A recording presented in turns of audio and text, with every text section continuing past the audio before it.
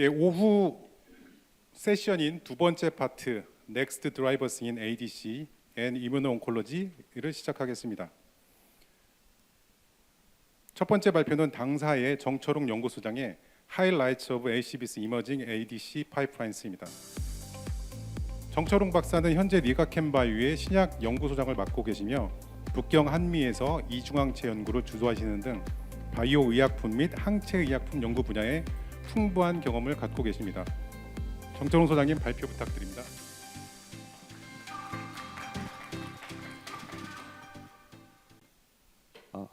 네, 안녕하십니까. 정철웅입니다. 오늘 오후에는 그래도 오전과 달리 한글로 얘기하기 때문에 좀 더 좋은 소통이 될 수 있을 거라 생각되고요. 오늘 제가 말씀드릴 거는 오전에도 저희 기술에 대해서 많이 설명을 했기 때문에 기술에 대한 간단한 설명과 현재 저희가 타겟 선정이나 페이로드 선정을 어떻게 하는지, 그리고 그런 선정을 통해서 나온 차세대 저희 ADC 프로덕트들이 어떤 것들이 있는지 간단히 말씀드리도록 하겠습니다.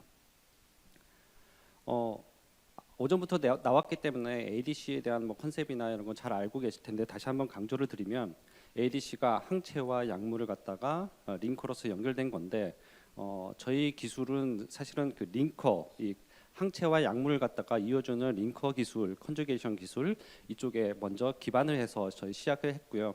점점 저희 기술과 이제 프로덕트 디벨롭먼트가 증가되면서 페이로드 쪽과 그다음에 지금 현재는 항체 파트까지도 저희의 그 연구가 집중되고 확장되고 있다라고 말씀드릴 수 있겠습니다. 그래서 오전 내내 계속 그 여러 가지 그 저희 링커 시스템의 우월성에 대해서 말씀드렸는데 다시 한번 좀 강조를 하고자 합니다.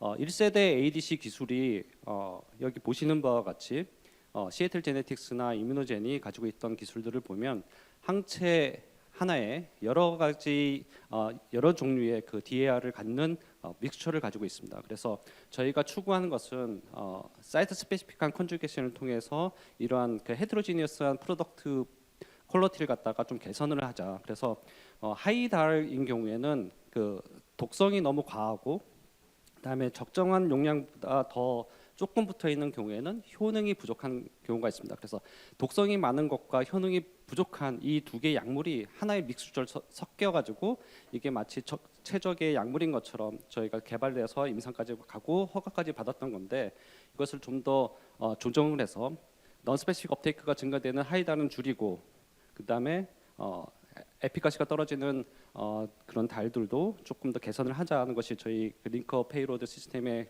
목표였고요. 그리고 또 한 가지 단점이 있었는데 이 ADC가 드럭을 잘 가지고 가서 캔서 셀에 떨궈야 되는데 혈중에서 안정성이 기존 1세대 ADC들은 떨어졌습니다. 그래서 시간이 지날수록 혈중에서 가지고 있는 약물들을 다 릴리즈해서 프리페이로드가 나오고 그다음에 그 기존에 있던 ADC가 DAR이 훅 떨어지는 것을 볼 수 있습니다. 그래서 이렇게 되면 그 원래 목적인 캔서셀로 안전하게 페이로드를 갖다가 딜리버리 하려고 했던 ADC의 기능이 제대로 이어지지 않고 있는 거죠. 그래서 떨어져 나온 페이로드들은 독성을 일으키고 항체는 이 톡신을 잃어버렸기 때문에 원했던 만큼의 효과를 갖다가 얻지 못하는 거죠. 그래서 어쨌든 링커 컨주게이션 기술을 갖다가 개선함으로써 이러한 독성과 그다음 내성의 이슈를 갖다가 해결할 수 있을 거다라는 그런 가정하에 저희가 기술 개발을 시작했고 현재 저희가 보여주는 데이터를 얻을 수 있을 만큼 발전을 해왔습니다. 그래서 그런 것들이 초기에 그 다른 ADC들, 허가받은 ADC들의 톡스 프로파일을 보면 저희의 가설이 맞았다는 것을 볼 수 있는데요. 여기 보이시다시피 4개의 그 ADC가 있습니다. 다 허가를 받은 기술 ADC고요. 그리고 보시는 바와 같이 타겟은 다 다릅니다. 그래서 타겟티드 테라피, 즉 안티바디를 이용한 타겟티드 테라피이기 때문에 타겟 디펜던트 톡시시티가 나와야 되는데 전부 다 HNSTD를 보면 똑같은 숫자가 나오고 있습니다. 이거는 어떻게 보면 타겟에 기반한 독성이 아니라 링커 페이로드 기술, 그러니까 다 똑같은 MML을 썼고 다 똑같은 링커를 썼기 때문에 나오는 독성 프로파일이라고 보시면 될 것 같습니다. 그렇다면 링커가 이런 독성의 원인이다라는 거면 링커를 바꿔주면 독성이 바뀌어야 된다는 거죠. 그래서 저희가 저희 기술을 적용해서 링커 기술을 바꿨을 때 이 3APK로 일관적으로 나오던 그런 그 몽키에서의 독성이 12APK 또는 10APK로 타겟 디펜던트하게 개선되는 것을 볼 수 있었습니다. 다르게 나타나는 것을 볼 수 있습니다. 그래서 기존의 몽키톡스에서 나오던 다른 회사들의 독성은 타겟 디펜던트 독성이 아니라 플랫폼 기반, 그러니까 링커 페이로드 컨주게이션 이 기술에 의한 독성이다, 이렇게 보시면 될 것 같고, 그렇기 때문에 기존 ADC 회사들이나 데이터들을 분석할 때 ADC가 분명히 세라피틱 인덱스를 갖다가 넓혀준다고 했는데 MTD도 못 높이고 MED도 그닥 개선 못한 것 같다라고 했을 때 그렇게 나오는 이유는 결국 플랫폼 기반 기술이 아이디어란 ADC를 구현하기에는 아직 부족한 점이 많았기 때문이고, 저희와 같은 회사들에 의해서 새로이 개발된 링커 기술이 그런 오리지널 ADC를 통해서 구현하려고 했던 넓어진 테라피 인덱스를 갖다가 구현할 수 있다, 그렇게 말씀드리고요.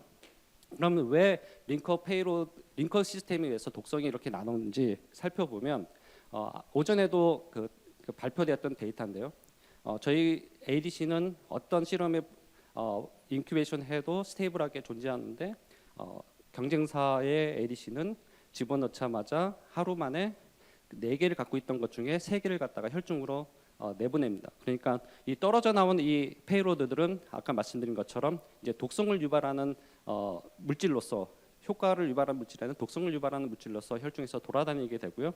ADC는 약물을 4개 갖고 있던 게 하나밖에 없기 때문에 이 안티바디는 그 캔서셀에 가서 바인딩을 하더라도 충분한 효과를 나타낼 수 없게 됩니다. 그래서 얘네는 떨어져 나온 페이로드는 독성을, 그다음에 항체에 붙어 있는 그 약물들은 부족한 효능을 갖다가 가지게 되고, 그 효능을 갖다가 검증해 보면 여기 보시다시피 같은 항체에 같은 페이로드 그다음에 다른 링커를 붙였을 때 저희 LBG 링크를 붙인 거는 1MPK나 4MPK에서 훨씬 더 이 경쟁약물 대비 좋은 효과를 보일 수 있다는 것을 보여드리는데요.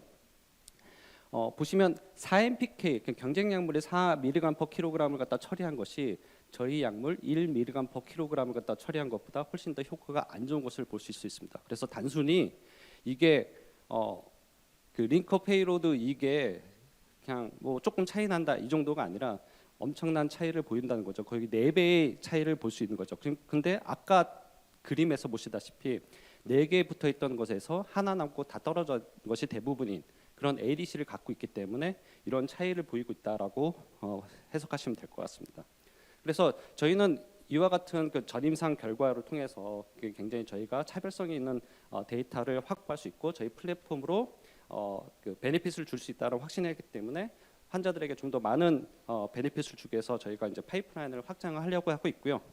그러는 와중에 저희가 이제 단순히 링커 기술에만 의존해서 파이프라인을 갖다가 확장하고 있는 것은 아니고, 오전에 그 최 부사장님도 잠깐 언급했지만 저희는 다른 회사와 달리 다양한 페이로드에 대해서 GMP 레디, 클리니컬 스터디 레디가 되어 있는 상황입니다.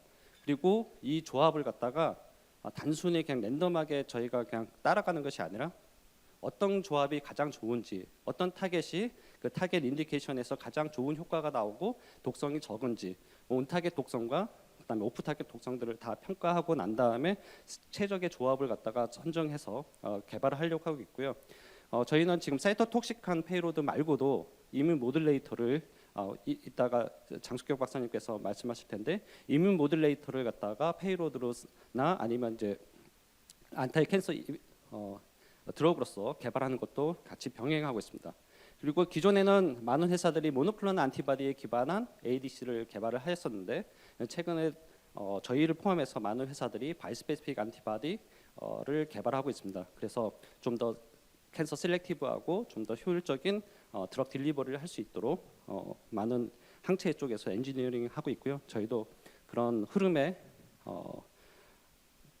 보여지는 것은 저희가 약간 쫓아가는 것처럼 보이지만 저희는 최적의 그 조합을 찾아내기 위해서 조금 이따 말씀드리겠지만 좀 더 오랜 시간 동안 연구를 하고 있다라고 말씀드리고 싶고요. 저희가 현재 그 잘 알려진 바와 같이 여러 파이프라인 오전에 발표했던 여러 파이프라인을 포함해서 전임상 단계 그다음에 오늘 발표 다 보여드리지 못하는 디스커버리 프로젝트들을 다양하게 진행하고 있습니다. 그런 다양한 프로그램을 선정할 때 저희들이 타겟 선정에서 굉장히 중요한 중요한 고민을 하게 됩니다. 왜냐하면 저희가 한두 개 프로젝트만 하는 게 아니라 굉장히 많은 프로젝트를 하기 때문에 기존에 하던 프로젝트와 새로 시작하는 프로젝트가 어떻게 차별성을 가질 것인가 그런 측면에서 많이 고민을 하게 됩니다. 그래서 여기 보시는 바와 같이 기존의 그 어떤 예를 들어서 런캔서면 런캔서에서 아니면 브레스트 캔서에서 잘 알려진 타겟 대비 기존에 저희가 하고 있던 프로젝트 대비 새로운 타겟이 과연 얼마나 환자에서 겹치는지 아니면 독립적으로 존재하는지 아니면 완전히 서로 익스클루시브하게 존재하는지 이런 것들을 평가를 하게 되고요. 그리고 그렇게 다르게 발현된다고 해서 꼭 다 좋은 것은 아닙니다.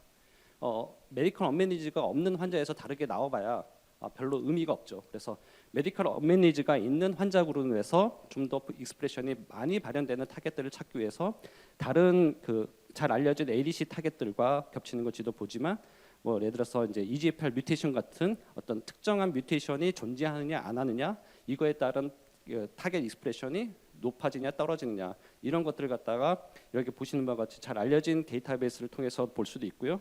그 다음에 그 알려진 데이터베이스 통해서 1차적으로 검증된 타겟들을 저희가 이제 스페셜 트랜스크립토믹스 같은 걸 통해서 과연 환자별로는 다른데 환자 내에서 한 환자가 가지고 있는 튜머 덩어리 내에서 이 유전자들이 서로 익스클루시브하게 존재하는지 아니면 바로 같은 셀에 존재하는지 아니면 옆에 있는 셀에 존재하는지 이런 것들을 보게 됩니다. 그래서 그런 분석을 통해서 이 타겟이 모노클로널 안티바디를 통해서 ADC를 개발할 것인지 아니면 이중항체로 하는 것이 더 유리한지 그럼 이중항체로 한다 그러면 그 인디케이션에서 사용 가능한 여러 개 타겟 중에서 어떠한 조합으로 개발하는 것이 환자에게 더욱더 높은 효능을 주고 또는 낮은 그 독성을 가질 수 있는 그런 조합인지를 갖다가 일단 RNA 레벨에서 한번 더 분석을 하고 그 다음에는 그것을 다시 단백질 레벨에서 멀티플렉스 ICC 같은 방법을 통해서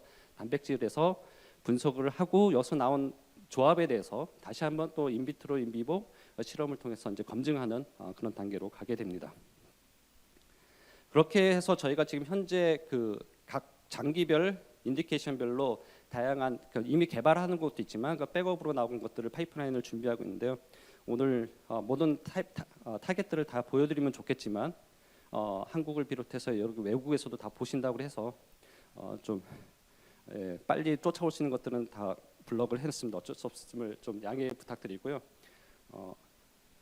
그래서 지금 저희가 아침에 대표님께서도 말씀하셨다시피 향후 2년 2027년 말까지 약 IND 그러니까 임상 프로그램을 약 20개 정도를 갖다가 만들려고 한다라는 그런 목표를 맞추기 위해서 현재 임상 진행 중인 그 프로젝트 외에 보시는 바와 같이 여러 프로젝트가 지금 IND를 연도별로 진행하려고 준비하고 있습니다. 그 중에 클라우드인 18.2 같은 경우는 오전에 발표를 했었고요. 오늘은 CD2022 이중항체와 그다음에 그 CEACAM5 타겟을 발표드릴 거고 그다음에 또 장숙경 박사님께서 스팅 아고니스트에 대해서 말씀하실 예정입니다. 먼저 CEACAM5 ADC에서 말씀드릴 텐데요.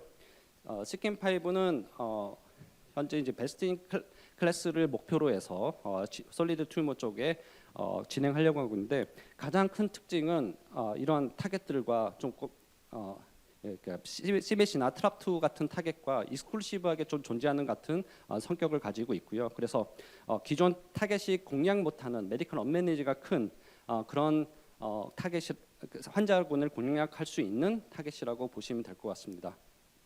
그래서 이 타겟으로는 그 폐암과 대장암 등 그 솔리드 튜머가 가능하고요.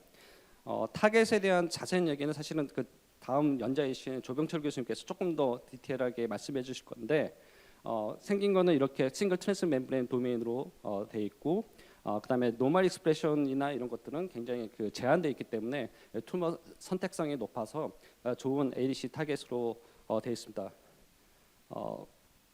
그리고 좀 전에 말씀드린 것처럼 그 리버스 코릴레이션 특히 트랍2하고 리버스 코릴레이션이 TKI 트리티드 그 비소세포성 폐암에서 많이 관찰되고 있다는 것이 어떻게 보면 굉장히 의학적으로 수요가 높은 타겟이라고 보시면 될 것 같습니다. 그러면 왜 다른 사람들은 이걸 안 하냐? 물론 다른 경쟁자들도 하고 있죠. 근데 저희는 조금 더 이 조병철 교수님과 조병철 교수님의 어떤 연구를 통해서 차별화된 항체를 저희가 들여왔고요.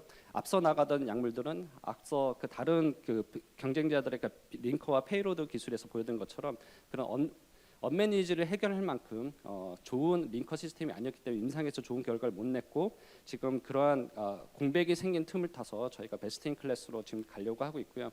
저희가 아까 말씀드린 것처럼 그럼 CEACAM5를 갖다가 타겟팅하는 ADC를 위해서 어떤 페이로드가 가장 좋은지를 갖다가 확인하기 위해서 저희가 토포아이소메라즈 이니비터, 마이크로튜뷸 이니비터 등을 이용해서 ADC를 통해서 여러 가지 효능을 갖다가 지금 여러 모델에서 실렉션을 했습니다. 그래서 여기 보시는 바와 같이 이제 논문에 알려진 경쟁 약물의 용량이 약 6mPK 정도가 이제 ml 되는 것 같은데 저희 실험에서 보면 같은 토포 계열 약물 같은 경우 3mg/kg에서 CR이 나오는 그런 상황을 보실 수 있듯이 같은 용량보다 더 낮은 용량에서 더 좋은 효과가 나온 것을 볼 수 있고요.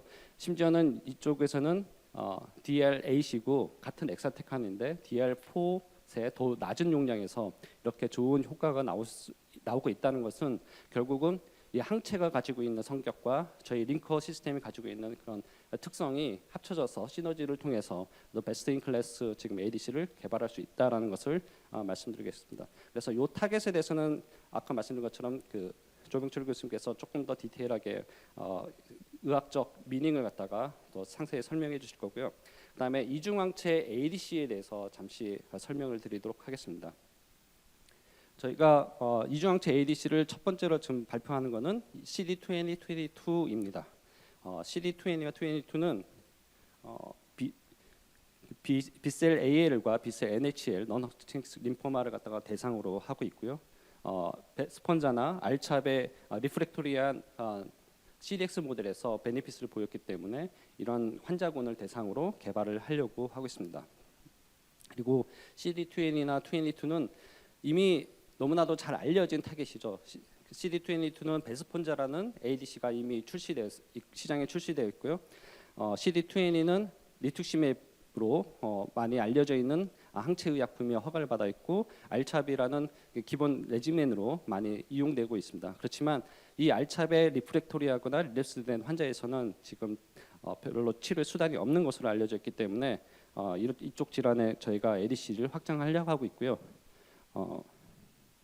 여기 보시다시피 좀 또 최근에 이제 카티가 많이 많이 인기를 하고 있고 많은 임상 연구가 진행되고 있습니다. 근데 CD19 카티가 많은 임상적 성공을 하고 있는데 CD19 카티의 리프렉토리나 릴랩스된 환자들을 보면 CD19는 줄어들어 있고 CD20나 CD22가 증가되어 있는 것을 확인할 수 있었다는 논문들이 많이 지금 보고가 되고 있습니다. 그래서 기존의 약품들이 효능을 못 보이고 있는 그런 환자들을 대상으로 개발하려면 CD20, CD22 이중항체를 개발을 해야겠다라는 생각을 했고요.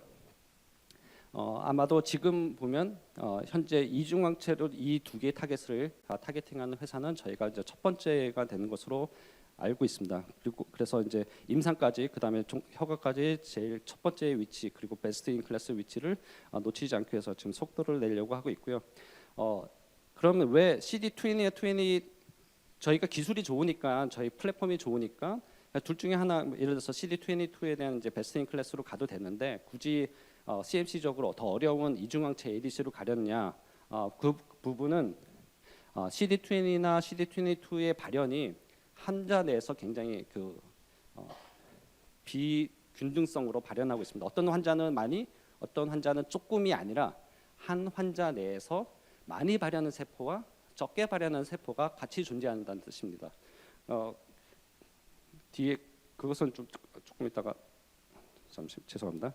그렇기 때문에 모노클로널 안티바디 ADC로 개발을 해도 어느 정도 효과는 나오겠지만 분명히 그 릴랩스된 환자, 그렇게 MRD라고 하는 레지듀얼 디지즈가 분명히 꼭 생기기 때문에 그런 이중항체를 하는 것이 더욱더 좋을 거라 생각하고 이쪽으로 개발하고 있고요. 타겟 인디케이션은 아까 말씀드린 것처럼 넌 허치킨 림포마, B셀 림포마가 되겠고, 그다음에 DLB셀 같은 것들도 좋은 타겟이 될 것 같습니다. 네, 이 부분은 조금 이렇게 넘어가고요. 그래서 아까 말씀드린 이제 이게 그 환자가 헤테로지니어스한 익스프레션을 보이고 있다는 건데요. 이 그래프 하나가 무엇을 말하냐면 한 환자입니다. 이게 한 환자고 한 환자고 한 환자입니다. 그러니까 환자 내에 있는 B셀 림포마를 끄집어내서 CD20와 CD22로 팩스로 분석을 해보니까 밑에 깔렸으면 이거는 22는 발현 안 하고 이 CD20만 발현하는 애들이고요. 이쪽으로 이쪽 왼쪽에 붙어 있는 애들은 CD22는 발현하고 CD20는 발현하지 않는 세포들이고, 이 중간에 있는 애들은 다양한 레벨로 CD20와 CD22를 발현하는 애들입니다. 그래서 예를 들어서 CD22 ADC를 처리하면 이쪽에 있는 그 캔서 셀들은 죽일 수 있지만 이쪽에 있는 애들은 죽이기 힘들다라는 것이 기본적인 환자들이 가지고 있는 특성입니다. 그래서 그러면은 두 개를 병용하면 되지 않나라고 하는데, 아직 CD20는 ADC가 아직 개발된 게 없고요. 그래서 CD22만 ADC가 개발된 게 있기 때문에 궁극적으로는 바이스페시픽 안티바디 ADC가 답이 아닐까 이렇게 생각해서 저희가 실험했고, 각각의 CD20이나 CD22 ADC 대비해서 이 이중항체 ADC가 더 좋은 효능 또는 동등한 효능을 갖다가 보이는 것을 이런 모델 그 CD20 하이, CD22 로우 모델 이런 데, 또는 둘 다 하이인 데서 볼 수 있었고, 이 나말와라는 또 이 B셀 림포마의 경우에는 여기서는 저희가 그런 병용 대비해서 얼마나 효능이 좋을지를 갖다가 한번 봤습니다. 그래서 최소한 동등은 나오겠지라고 했는데 보시는 바와 같이 이중항체 ADC의 경우 이거 단해 투여입니다. 단해 투여를 했을 때 병용 투여 대비해서 훨씬 더 좋은 효과를 갖다가 보이는 것을 볼 수 있고요. 이 환자도 아까처럼 팩스를 했을 때 다양한 20와 20 익스프레션에 대해서 다양한 조합이 익스프레션이 보여지는 것을 확인할 수 있었습니다. 그래서 이러한 환자들이 대부분이기 때문에 이런 환자들에 대해서는 이중항체가 이제 더 ADC로서 좋은 가능성이 있고, 물론 일부 환자들은 CD20만 과발현되거나 CD20만 과발현된 경우들도 있습니다. 그래서 그런 경우는 모노클로널 안티바디 ADC가 더욱더 효과적일 수 있겠지만 이렇게 혼재되어 있는 경우에는 이중항체 ADC가 더 좋은 효과를 기대할 수 있는 솔루션이라고 생각하시면 될 것 같습니다. 그래서 현재 아까 말씀드린 것처럼 지금 20에 대한 ADC는 아직 개발 중에 있지만 허가받은 것은 없고요. 22에 대한 ADC는 이미 허가받은 베스폰자를 비롯해서 여러 약물이 임상 초기에 존재하지만 여러 가지 테라피틱 인덱스를 봤을 때 저희 것이 이제 베스트 인 클래스가 될 것으로 기대되고 있고, 현재 아까도 말씀드렸지만 이제 몇 번 나왔지만 PBD를 이용해서 이렇게 좋은 효과와 그 세이프티 프로파일을 보여주고 있는 것은, 임상에서 보여주고 있는 것은 저희 플랫폼이 유일하기 때문에 이런 경쟁사가 비슷한 모드 백신의 페이로드로 가고 있지만 이런 TI 차원에서 저희 약물이 베스트 인 클래스가 될 수밖에 없다는 것을 확신하고 지금 개발하고 있습니다. 그 다음에 저희가 계속해서 이제 링커뿐만 아니라 계속 페이로드를 계속해서 이제 연구하고 있는데, 아까 초반에 나왔다 그 두 분의 연자께서 이제 발표를 하셨지만 최근에 그 토포아이소머레이즈 이니비터에 대한 열망 기대 그다음에 이런 파이프라인의 폭발은 거의 너무나도 잘 알고 있는 거죠. 그래서 지금 많은 그 토포아이소머레이즈 이니비터를 갖다가 사용하고 있는 ADC들이 허가를 될 가능성이나 이미 허가를 받고 이제 시장을 확대하고 있는 그런 상황입니다. 그래서 많은 환자들이 토포아이소머레이즈 이니비터 ADC에 이제 노출되고 있는 상황이죠. 그러면 필연적으로 이 토포아이소머레이즈 이니비터에 대한 내성을 갖는 환자들이 점점 더 늘 수밖에 없는 상황이고, 그렇기 때문에 저희는 계속해서 이제는 토포 아이소메레이즈도 이니비터도 좋지만 그 넥스트 시리 웨이브를 저희가 준비해야 된다라는 생각으로 새로운 모드 오브 액션을 갖는 페이로드를 준비해야 된다 이렇게 해서 연구를 하고 있습니다. 그런데 그러니까 어떤 약물에 대한 내성을 극복하기 위해서는 어떤 모드 오브 액션, 새로운 뉴 모드 오브 액션이 필요하긴 한데 그게 어떤 것일지, 어떤 약물일지 그거는 단정될 수 없습니다. 그래서 환자마다 또 다르게 리스판스가 나오기 때문에 저희는 다양한 모드 오브 액션을 가지고 있는 뉴 페이로드에 대한 연구를 계속하고 있고요. 기존에 저희가 해오던 그 프로 PBD를 비롯해서 새로운 토포 아이소메레이즈 이미터, 아까 말씀드렸다시피 그 ADC의 그 내성 중에는 약물 자체의 내성도 있지만 약물이 적게 딜리버리돼서 약물 자체가 약해서 나온 내성도 있습니다. 사실. 그러니까 아까 4개나 8개가 딜리버리 돼야 되는데 1개나 2개밖에 딜리버리 못 되는 상황. 그렇기 때문에 일어난 내성을 극복하기 위해서는 저희 링커 시스템으로 각 바꿔만 껴도 사실은 같은 토포를 써도 내성이 극복될 수도 있고요. 그다음에 좀 더 포턴트하거나 아니면 새로운 스캐폴드로서 극복할 수도 있습니다. 그런 가능성도 있기 때문에 저희가 이제 새로운 토포 이니비터도 하고 있고 그다음에 기존에 잘 임상적으로 잘 컨펌된 마이크로튜블 이니비션 그 모드 오브 액션을 가지고 있는 것 중에서 베스트 인 클래스를 개발하려고 연구가 진행되고 있고 또 이따가 발표드릴 그 이뮨 모듈레이팅 에이전트를 이용한 페이로드, 그다음에 최근 들어서 이제 새로이 부각되고 있는 TPD나 아니면 전혀 새로운 모드 오브 액션을 갖는 페이로드를 개발하려고 노력하고 있습니다. 그래서 이 모든 연구를 저희가 단독으로 수행할 수 있으면 좋겠지만 내부로 가능한 것도 있고 내부에서만의 노력으로 리소스로는 불가능한 것도 있기 때문에 저희가 다양한 콜래보레이션을 통해서 특히 새로운 모드 오브 액션은 다양한 그 여러 국내외 여러 그 특장점을 가지고 있는 회사들과 콜래보레이션을 통해서 이런 혁신을 갖다 이루려고 지금 노력하고 있습니다.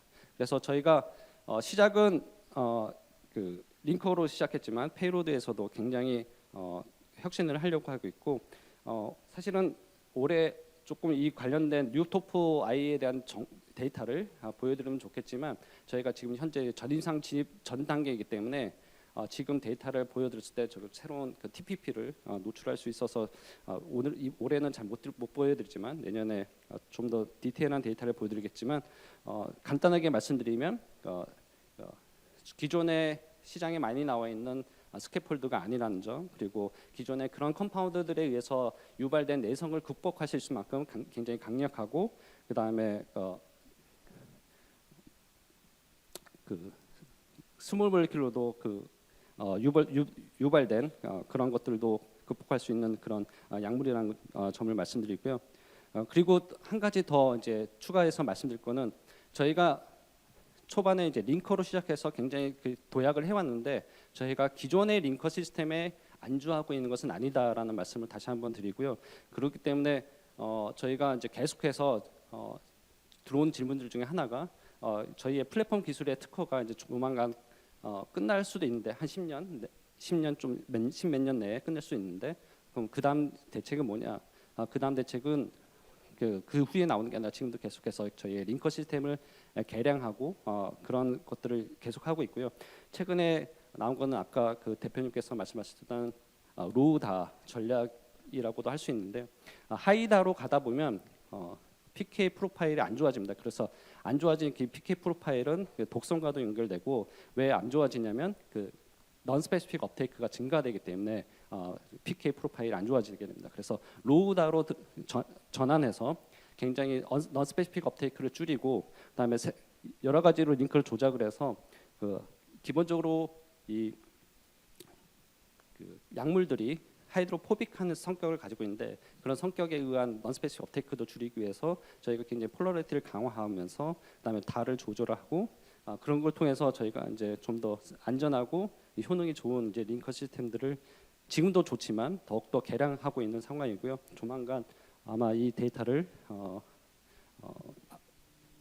공개할 수 있는 시간이 저희가 이제 특허 공개되는 시점과 맞춰서 데이터를 공개하려고 하는데 올해는 이번 기회는 아닌 것을 좀 아쉽지만 다음을 기약해 보겠습니다. 그래서 결국은 아까도 말씀드렸지만 이런 링커 기술이나 새로운 페이로드에 대한 기술을 통해서 저희가 계속해서 저희의 가지고 있는 패턴트 프로파일을 포트폴리오를 계속 개선해 나갈 것이고 이를 통해서 저희의 사업 가치를 계속해서 확대해 나갈 거라는 말씀을 드리고요.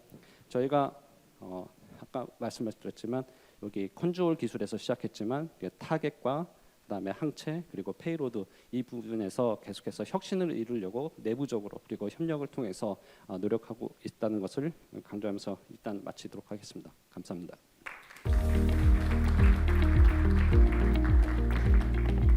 예, 정철웅 신약연구소장의 Q&A 시간은 세 번째 발표인 장숙경 박사 이후 같이 진행하도록 하겠습니다. 이어서 저희 당사의 시켄5 항체 파트너사인 다한 바이오 테라픽스 대표인 조병철 박사의 리비지팅 더 도그마 오브 시켄5 다이렉티드 ADC 발표를 진행하겠습니다.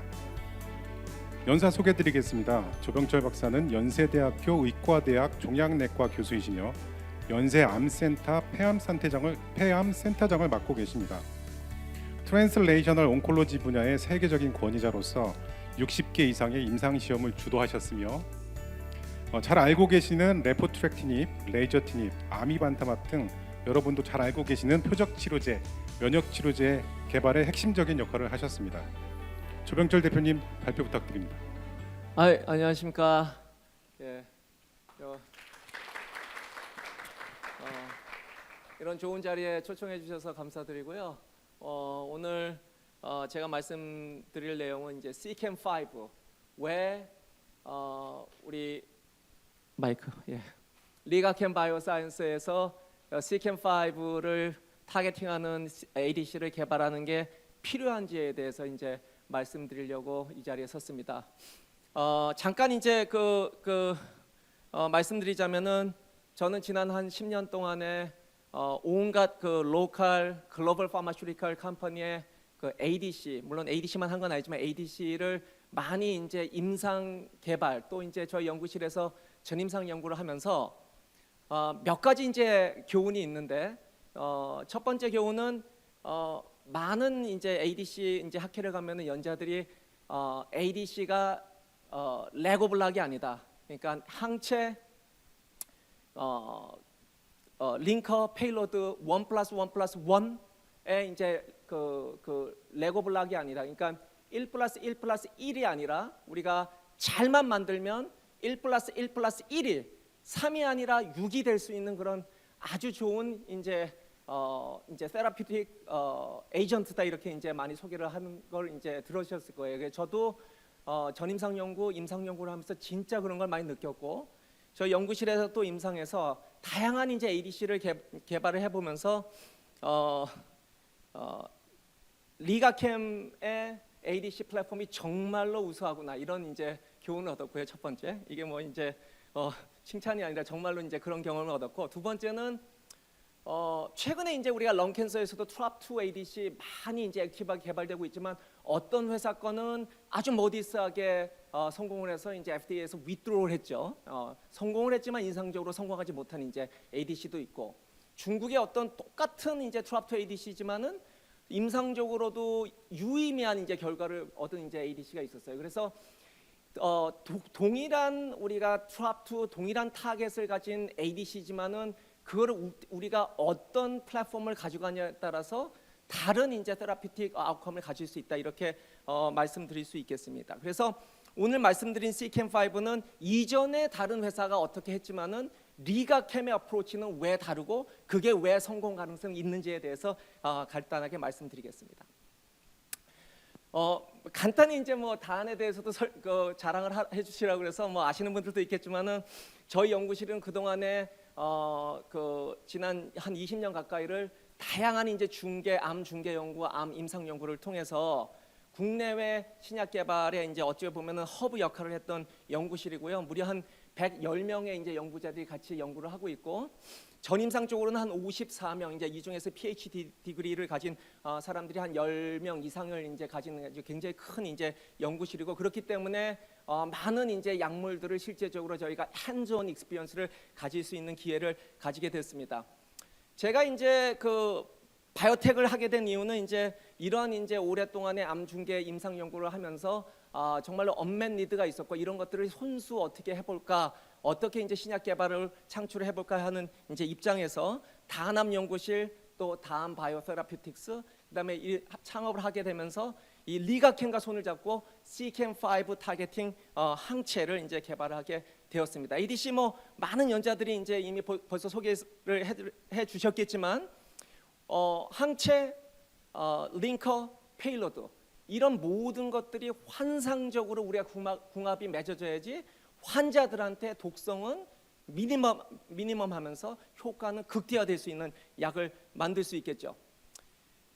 초기에 사실은 ADC에 대해서 굉장히 이제 아주 붐이 일었죠. 그래서 헐2, N헐2 관련된 약제들, 그다음에 헐3DXD, 그다음에 트러스트, 다토DXD 이제 많은 약제들이 이제 개발이 됐지만 이 중에 일부의 약은 이제 블록버스터가 됐죠. 대표적으로 이제 N헐2 같은 약제들은 블록버스터가 됐지만은 일부의 약제들은 사실은 실패하는 경우도 있었습니다.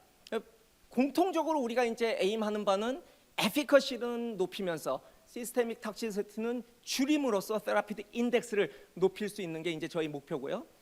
제가 생각하는 이제 타겟 엔티젠 셀렉션 이제 크라이테리아죠. 이제 여러 가지 우리가 크라이테리아가 있지만은 튜머 투 노멀 레이셔가 좋아야 되고 온코제닉 포텐셜이 있어야 되고 이 타겟 엔티젠으로서 이 리셉터의 인터널리제이션 이피션시가 상당히 좋아야 되고 여러 가지 우리가 이제 타겟 엔티젠으로서 필요한 이제 어떤 캐릭터리스틱이 있는 거고 사실 이렇게 정확하게 우리 입맛에 맞는 타겟을 찾기가 정말 어렵고 이런 걸 찾고 정확하게 우리가 링커 페일로드를 잘 맞췄을 때 훌륭한 약이 될 수 있겠죠. 저희가 어떻게 왜 CEACAM5를 좋은 타겟이라고 생각하냐 하면은 기본적으로 저희가 이제 퍼블릭 데이터베이스에 나와 있는 데이터도 우리가 사용하겠지만은 저희 암 연구실 또 이제 저희 이제 같이 하는 협력하는 이제 회사에서는 보시는 바와 같이 저희 내부적으로 굉장히 많은 환자 샘플을 가지고 있고 well clinically pathologically annotation된 이제 임상 샘플들이 있고 그것들에 대한 홀 엑솜, 싱글셀, 벌크 아나리식 기반으로 해서 저희가 타겟을 디스커버리 한다. CEACAM5 이제 이런 이제 데이터를 바탕으로 해서 저희가 이제 CEACAM5가 정말로 우리가 ADC 타겟으로 좋다는 것을 다시 한번 규명을 했습니다. 저희가 폐암 환자 한 100명을 대상으로 해서 싱글셀 RNA 시퀀싱을 한 건데요. 이건 이제 벌크식이 아니라 싱글셀 RNA 시퀀싱인데 보시는 바와 같이 이게 레드 닷을 보시면 됩니다. 이 CEACAM5라고 하는 것은 정말로 렁 에피텔리얼 셀에 아주 스페시픽하게 발현을 하고 특히나 이 포스트 TKI, EGFR 뮤턴 렁 캔서 중에서 이 TKI의 리프랙토리한 환자에서 굉장히 많이 발현을 한다는 것을 이제 여러 가지 싱글셀 데이터에서 보여주고 있고요. 특히나 보시는 바와 같이 CEACAM5가 하인 환자가 로인 환자에 비해서 서바이벌 아웃컴이 안 좋다. 특히 이런 데이터는 CEACAM5가 프로그노스틱 팩터라는 것을 보여주고 있습니다. 또 하나는 이제 프로테인 레벨에서도 이제 저희가 RNA 레벨에 더불어서 프로테인 레벨에서도 보시는 바와 같이 한 100여 개의 우리가 렁 캔서 환자, 렁 아데노카시노마 환자를 대상으로 해서 봤을 때도 CEACAM5가 보시는 바와 같이 노멀 투 튜머 레이셔가 상당히 좋고 또한 이 프로테인 레벨에서도 EGFR 뮤턴 렁 캔서 환자 중에서 TKI의 리프랙토리 환자에서 상당히 업레귤레이션 된다는 것을 보여주고 있습니다.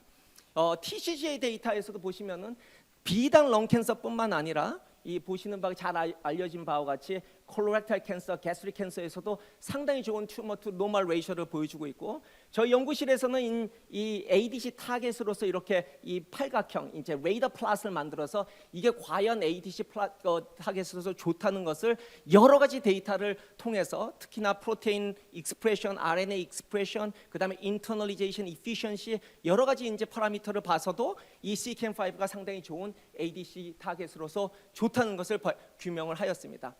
리터러처 이제 이게 투사미타몰 라보탄신을 개발한 사노피 아벤티스의 이제 데이터인데요. 보시는 바와 같이 콜론 아데노카시노마, 스토막 아데노카시노마, 렁 아데노카시노마에서 이 CEACAM5가 상당히 튜머 투 노멀 레이셔가 좋고 튜머 에피텔리얼 셀에 스페시픽하게 하일리 익스프레션 된다는 것을 잘 보여주고 있습니다.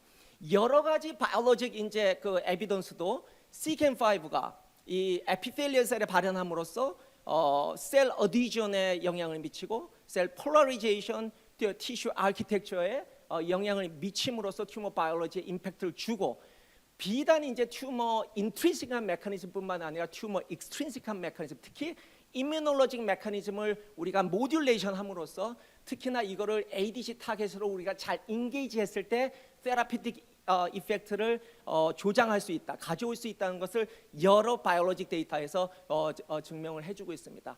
왜 제가 CEACAM5를 과연 좋은 타겟으로 또 이제 생각하게 할 수밖에 없었냐 하면은 보시는 바와 같이 제가 이 투사미타발 라브탄신 사노피의 ADC, CEACAM5 ADC를 1상 임상부터 3상 임상까지 리드 오서로서 이제 진행을 했습니다. 그래서 이 CEACAM5 ADC를 직접 개발을 함으로써 이 CEACAM5 ADC가 왜 좋고 어떤 면을 우리가 극복을 했을 때 ADC로서 다시 한번 우리가 찬스를 맞을 수 있는지를 실제로 이제 경험했기 때문에 간단하게 제 경험을 말씀을 드리겠습니다. 투사미타말 라브탄신 아시는 분들이 많겠지만은 사노피 아벤티스의 이제 CEACAM5 ADC고 CEACAM5 스페시픽한 휴머나이즈 엔티바디를 썼고 페일로드는 이제 좀 이따 자세히 말씀드리겠지만 DM4 페일로드를 사용을 했습니다. 링커는 이제 클리버블 링커를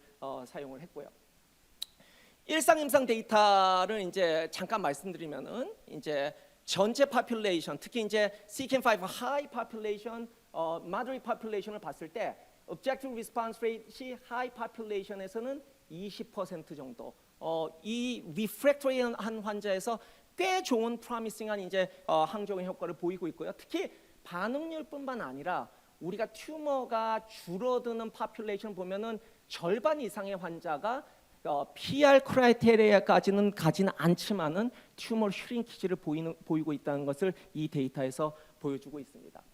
또 하나는 이 스위머 플롯을 보시면은 상당히 많은 환자들이 비록 PR 파셜 리스폰스를 보이지는 않지만은 이 스테이블 디지즈 상태에서 상당히 오랫동안 클리니컬 베네핏을 보이는 것을 보여주고 있고 이 데이터의 이제 핵심은 뭐냐면은 약 절반 정도의 환자가 그러니까 파셜 리스폰스를 보이는 절반 정도의 환자가 1년 이상의 PR을 유지를 한다는 것. 이제 이 얘기는 뭐냐면은 이 약제의 베네핏이 굉장히 듀러블하다는 것을 이 데이터에서 보여주고 있습니다. 이런 프로미싱한 일상 데이터를 기반으로 해서 3상 스터디가 진행이 됐는데 이 3상은 칼맨 LC03라는 임상 연구였고요. 세컨 또는 third line NSCLC 환자에서 CEACAM5 포지티브한 환자에서 투사미타발 라브탄신과 도시탁셀, 지금 현재까지도 스탠다드 오브 케어죠. 언제 개발된 약이냐면은 1960년대 개발돼서 승인받은 약입니다. 굉장히 구닥다리 약인데 이 약제랑 비교를 해가지고 임상 연구를 진행을 했습니다. 아쉽지만은 이제 이 연구의 듀얼 프라이머리 엔드포인트인 PFS, OS 면에서 유의미한 개선을 보이진 못했습니다. 미디엄 PFS가 투사미타말 라브탄신으로 5.4개월 이고 미디언 OS는 12.8개월인데 한 가지 이제 조금 고무적인 거는 여기 보시는 바와 같이 아까 이제 이 약제 듀러빌리티를 제가 말씀드렸죠. 이 롱텀 베네핏을 보이는 환자가 이 파란색 커브에서 도시탁셀보다 많았다는 것을 이 데이터에서 보여주고 있습니다. Objective Response Rate은 일상 데이터하고 유사하게 약 20%의 환자가 Partial Response를 보였고 아까 이제 또 이제 다시 말씀드리지만은 이 PR을 보인 환자의 듀러빌리티가 11개월로 상당히 좋다는 것을 보여주고 있기 때문에 이 약제가 몇 가지 우리가 리미테이션만 잘 개선을 하면은 충분히 임상적으로 성공할 수 있다는 힌트를 이 테이블에서 보여주고 있습니다. 또 하나 이제 뭘 더 고쳐야 되느냐, 어떤 리미테이션이 있느냐, 이 포레스트 플롯을 이제 자세히 보시면요, 이 데이터에서 보셔야 되는 거는 CEACAM5가 익스프레션이 튜머에서 익스프레션이 좀 더 높을수록 환자에서 베네핏을 줄 수 있구나. 두 번째는 솔러블 CEACAM5가 상당히 많은 환자가 포지티브입니다. 왜냐하면 CEA라는 게 우리가 다이그노스틱 마커 중에 하나이기 때문에 CEA, 솔러블 CEACAM5가 높으면은 환자들한테 안 좋은 아웃컴을 가지는구나. 약제 반응의 면에서도. 그러니까 어떻게 하면 우리가 솔루블 CEACAM5에 바인딩하지 않는 항체를 개발할 수 있을까? 이런 이제 우리가 퀘션을 가질 수밖에 없는 거죠. 또 하나는 이 데이터에서 굉장히 흥미로운 거는 이 도시탁셀에 비해서 투사미타말 라부탄신이 분명히 부작용 면에서 적었어요. 환자가 도주 리덕션이나 디스컨티뉴에이션 이런 면에서 굉장히 낮았지만은 여기 보시는 바와 같이 도즈 딜레이, 이게 부작용 때문에 도즈가 딜레이 되는 것이 희한하게 도시탁셀보다 높았다. 왜 이러는지는 좀 이따 이제 말씀을 드리겠습니다. 왜 그러냐? 여기 보시면은 이 DM4 얘네들이 사용한 페일로드인 DM4 related toxicity가 사실 개발 전에는 우리가 잘 인지하지 못했어요. 핸즈온 익스피리언스가 생기기 전에는 보신 바와 같이 환자들한테 아주 호러블한 이 안구 독성이 생긴다는 것을 이 임상 연구를 진행하면서 알게 된 거예요. 그래서 이 케라토패티 환자들이 잘못하면 눈이 멀 수 있거든요. 실명이 될 수가 있어요. 이런 부작용을 우리가 어떻게 오버컴할 수 있겠느냐, 이제 여러 가지 이제 이슈가 생길 수밖에 없는 거죠. 이런 부작용이 얼마나 생기느냐? 전체 환자의 한 30% 정도 생겨요. 그러니까 30% 정도의 환자가 생기고 의사들이나 환자들이 이런 부작용이 생기면은 겁이 나기 때문에 도즈를 우리가 딜레이할 수밖에 없는 거고 컴플라이언스가 떨어지고 그렇기 때문에 약제 효과에 네거티브하게 임팩트를 줄 수밖에 없었던 거죠.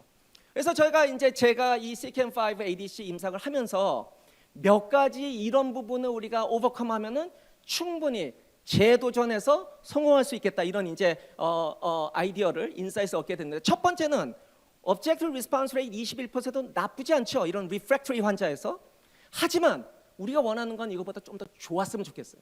예, 좀 더 좋으면 성공할 수 있겠다는 거죠. 그래서 CEACAM5 타겟팅 항체인데 좀 더 인터널리제이션이 좋은 항체를 만들어 보자. 두 번째, 마더릿 익스프레서에서도 이 액티비티가 있긴 하지만 좀 더 높였으면 좋겠다. 그래서 이 항체 캐릭터리스틱도 이 어피니티도 좀 좋아야 되겠지만 어비더티도 좋은 항체를 우리가 개발하면은 우리가 하이 익스프레서뿐만 아니라 마더릿 익스프레서에서 우리가 인디케이션 확장 면에서 가능성이 있겠다. 세 번째는 CEA, CEACAM5가 플라즈마에 쉐딩된다는 건 잘 알고 있기 때문에 쉐딩되는 건 아까 제가 포레스트 플라즈에서 보여드린 것처럼 환자들한테 약제 효과에 네거티브하게 임팩트를 주기 때문에 쉐딩된 플라즈마 CEA, CEACAM5에 바인딩하지 않는 항체를 우리가 개발하면 되겠다. 네 번째는 가장 중요하죠. 환자들한테 안구 독성. 의사로서 다른 건 다 할 수 있겠지만 안구 독성은 못 참아. 이런 게 이제 의사들의 심리거든요. 그래서 안구 독성이 생기지 않는 페일로드를 우리가 붙이면 아주 쉽게 이런 리미테이션을 오버컴할 수 있겠다는 거죠. 그래서 다안에서 개발한 CEACAM5는 이러한 캐릭터를 충족할 수 있는 unmet need를 충족할 수 있는 항체를 처음부터 목표에 두고 개발을 했었습니다. 첫 번째는 이 데이터에서 여러 가지 클론을 우리가 도출했지만 high affinity. 그다음에 두 번째는 이 클론들 중에서 우리가 recombinant CEACAM5 또는 환자에서 직접 얻은 serum soluble CEACAM5에 바인딩하지 않는 캐릭터를 가진 우리가 CEACAM5 클론을 찾아냈었고, 두 번째는 이 아래 바텀에 보시면은 기존의 투사미타말 라부탄신에 비해서 인터널리제이션 케이퍼빌리티가 좀 더 좋은, 그럼으로써 우리가 하이 또는 마더릿 익스프레서에서 좀 더 좋은 액티비티를 보일 수 있는 항체를 찾아낼 수 있었고요. 다시 한번 이제 말씀드리지만 serum soluble CEACAM5에 바인딩하지 않는다. 아주 안 하진 않지만 기존의 항체보다 덜 바인딩한다는 것을 다양한 환자 샘플을 이용한 CEA를 CEACAM5를 이용해 가지고 바인딩이 적게 한다는 것을 여러 데이터에서 증명을 해주고 있습니다. 이 바인딩 적게 하고 좀 더 좋은 인터널리제이션이 어떻게 이제 나타나냐, 여기 보시면은 투사미타말 라부탄신과 저희 이 항체를 비교를 했을 때 낮은 도수에서는 거의 비슷하지만은 좀 더 우리가 therapeutically achieveable한 클리니컬 도즈에서는 좀 더 높은 도즈에서는 이 internalization 또는 binding affinity가 이제 바인딩이 좀 더 좋아진다는 것을 보여주고 있기 때문에 이러한 이제 항체 캐릭터는 우리 항체가 투사미타말 라부탄신에 비해서 바인딩의 포텐시뿐만 아니라 바인딩의 어비리티가 좀 더 좋다는 것을 보여주고 있습니다. 또 하나는 왜 그러면 바인딩의 어비리티가 좋아질 수 있을까? 여러 가지 우리가 이제 에피톤 매핑뿐만 아니라 이 이 항체의 바인딩 캐릭터리스틱을 이제 비교를 했는데 요점은 뭐냐면은 투사미타발 라보탄신은 오로지 요 A3, B3 아래쪽이죠. CEACAM5 전체의 아래쪽에만 바인딩하지만 저희 항체는 요 위쪽뿐만 아니라 약하게 아래쪽에 바인딩을 함으로써 이 멀티플 바인딩 어빌리티가 있다는 이런 이제 멀티플 바인딩 어빌리티가 어비더티의 인핸스먼트로 이제 트랜슬레이션 될 수 있다는 것을 규명을 하고 있고요. 또 다른 데이터인데 이제 우리가 초 셀라인을 이용해서도 동일한 파인딩입니다. 저희 항체가 이 여기뿐만 아니라 이 N텀뿐만 아니라 A3, B3 이 아래쪽에도 듀얼 바인딩 바인딩 캐릭터리스틱이 있기 때문에 어비디티가 좋아질 수 있다는 것을 이 투사에 비해서 보여주고 있습니다. 에피톤 매핑을 통해서도 저희 항체가 아까 보여드린 대로 이 N텀에 바인딩하는 것을 보여주고 있고요. 왜 N텀에 바인딩하는 항체가 이 A3, B3 아래쪽에도 바인딩할 수 있을까? 저희가 이제 시퀀스 애널리시스를 보면은 희한하게 저희한테는 굉장히 운이 좋았죠.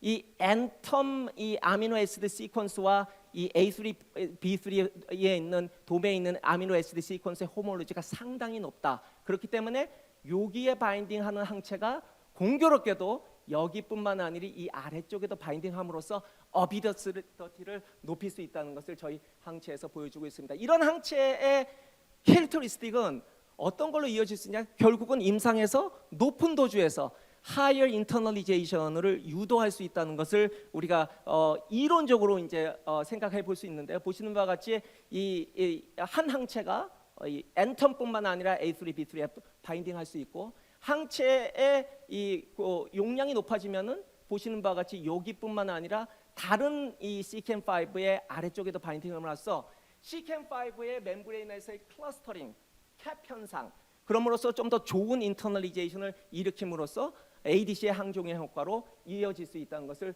보여주고 있습니다. 실제로 그런가? 저희가 다양한 인비트로 인비보 데이터에서 보시는 바와 같이 이 테이블만 보시면 되는데요. 보시는 바와 같이 저희 항체를 리가캠 ADC 플랫폼을 이용해서 붙였을 때 투사미타말 라보탄신에 비해서 상당히 좋은 이 튜머 셀 킬링 효과, 노말에서는 효과가 낮지만은 튜머셀에서 상당히 좋은 효과를 보여주고 있고 인비보 효과에서도 보시는 바와 같이 요 위쪽을 보시면 되지만은 여기 이 동일한 도수의 이 투사미타발 라보탄신 ADC에 비해서 저희 ADC가 상당히 좋은 효과를 보여주고 있다는 것을 인비보 데이터에서도 보여주고 있습니다. 글로벌 인제 디벨롭먼트가 M9140 그다음에 EBC 싱가포르 약이죠. A스타에서 그다음에 파이자에서도 개발하고 있지만 저는 실제적으로 이러한 저희 임상에서 얻어진 언맷 니드를 제대로 우리가 트러블 슈팅할 수 있는 플랫폼, ADC 플랫폼 이게 지금 리가캠에서 개발하고 있는 그런 플랫폼이라고 생각하고 FDA 승인받는 최초의 CEACAM5 ADC를 위해서 리가캠에서 열심히 해주시기를 기대합니다. 감사합니다.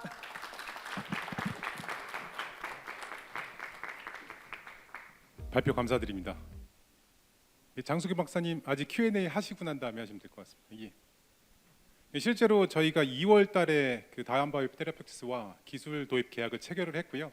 그 이전에 1년 이상 공동 연구를 통해서 아까 말씀해 주신 그런 데이터를 확보를 했습니다. 이어서 Q&A 세션 갖도록 하겠습니다. 들어온 질문 첫 번째 거 올려주시기 부탁드리겠습니다.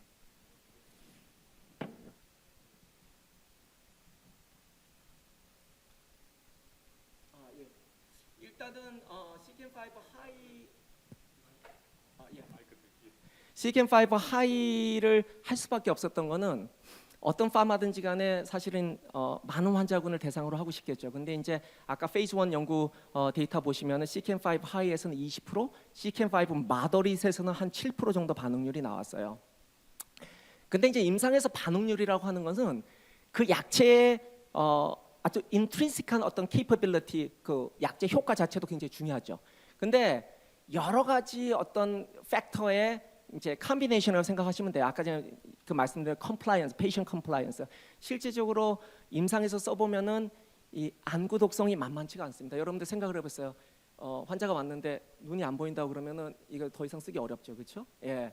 그런 이제 호러블한 어떤 그 부작용은 어찌 보면은 페이퍼 턱스지만은 임상 이들이 직접 이제 핸즈온으로 이제 그 환자를 매니지할 때는 굉장히 어려운 이제 부작용이거든요. 그러니까 이런 부분을 우리가 이제 컨시더레이션 하면은 CEACAM5 하이뿐만 아니라 아까 말씀드린 대로 moderate expressor까지도 우리가 인디케이션 확장을 할 수 있겠다 이렇게 판단을 하고요. 그 이유는 이제 뭐 페일로드의 디퍼런시에이션뿐만 아니라 두 번째는 아까 여러 차례 이제 보여드렸던 것처럼 항체 디퍼런시에이션 이런 부분도 기여를 할 거라고 생각을 하고 있습니다.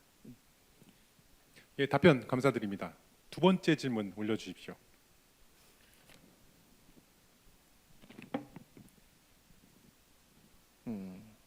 예, 그 MMA 관련해서 물론 이제 이게 싱가포르 그 A스타에서 만드는 약이긴 하지만 이 약제가 말초 질문이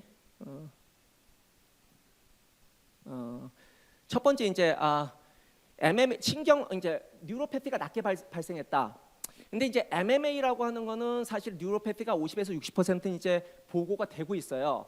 그러니까 이게 페일로드 릴레이드를 어떤 테크놀로지 이제 ADC 플랫폼이 좀 달라진다고 해서 개선된다고 해서 완벽하게 페일로드 릴레이드 탁시시티를 우리가 극복할 수 있을 거라고 생각하진 않아요. 첫 번째. 왜 그러면은 우리가 이 보고 자체에서 이제 비교적 이전의 연구 예를 들면은 우리 그 에브비의 이제 MMA 타겟팅하는 이제 어떤 그 ADC보다 낮게 보고가 됐느냐 그거는 아마 약제 트리트먼트의 듀러빌리티에 이제 그 차이가 있을 거라고 생각해요. 왜냐하면 뉴로패티라고 하는 거는 약제를 오래 투여하면 투여할수록 많이 나타나거든요. 이게 큐뮬러티브 이펙트가 있어요. 그러니까 예를 들면 췌장암에서 팬크레atic 캔서에서 아무래도 트리트먼트 듀레이션이 짧은 환자들을 대상으로 할 때는 이런 이제 페일로드 릴레이드 부작용의 빈도가 낮게 보고될 가능성이 있죠. 첫 번째. 호주고 감소증 당연히 이제 MMA 페일로드와 관련된 이제 부작용이고 이것 또한 피할 수가 없어요. 이는 이제 아무래도 난스페시픽한 페일로드 릴리스를 우리가 줄여줄 수 있다면 아주 좋은 이제 ADC 플랫폼으로 아무래도 서브스텐셜하게 이런 부분은 이제 매니지가 가능할 거라고 생각합니다. 또한 이제 이게 아마 이제 머크 세로노의 이제 그 톱1 이제 ADC일 것 같은데 CEACAM5 이 또한 이제 톱1 토퍼 아이소머레이즈를 사용하면요 환자에서 GI 톡스 그다음에 히마톨로지 톡시티를 우리가 피할 수는 없어요.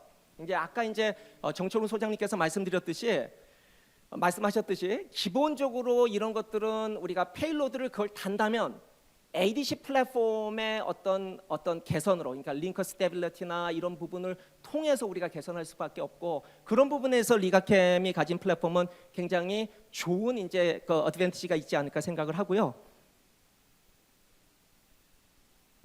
예, 그렇게 하면 될 것 같습니다. 예, 답변 주셔서 감사합니다.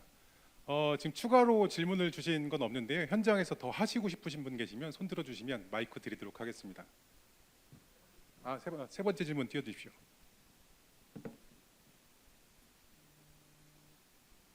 조금 늦게 들어온 것 같습니다. 타이핑 중이니까요. 좀만 기다려 주십시오. 뭐 현장에서도 궁금한 거 있으면 그냥 아무 질문이나 해주세요. 조 대표님 하나 떴습니다. 안구 독성의 주된 메커니즘은 아까 말씀드린 DM4 related예요. 페일로드와 관련된 거예요. 이건 타겟과 관련됐다고 우리가 생각하지 않고 그렇게 보고되지 않았고 DM4를 썼기 때문에 그런 거고 왜 DM4가 그러냐? 이제 그 페일로드가 그런 특성이 가지고 있는 거죠. 예. 그래서 저는 이제 리가캠도 이제 상의를 했을 때 이 DM4 이런 부작용이 있기 때문에 페일로드 셀렉션을 잘해야 된다. 그래서 굉장히 잘하고 계시는 걸로 제가 알고 있습니다. 예, 현장에 계신 분 중에서 더 질문 원하시는 분 계시면 손 부탁드립니다. 예, 없으시면 여기서 발표 마치도록 하겠습니다. 감사합니다.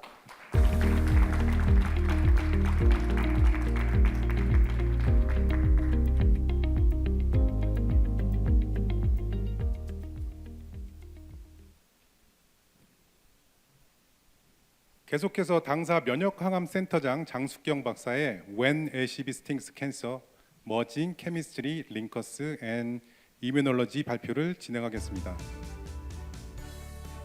예, 장숙경 박사는 면역학 분야에서 22년 이상의 연구 경험을 보유하고 계시며 이를 바탕으로 현재 당사의 차세대 면역항암제 연구를 책임지고 계십니다.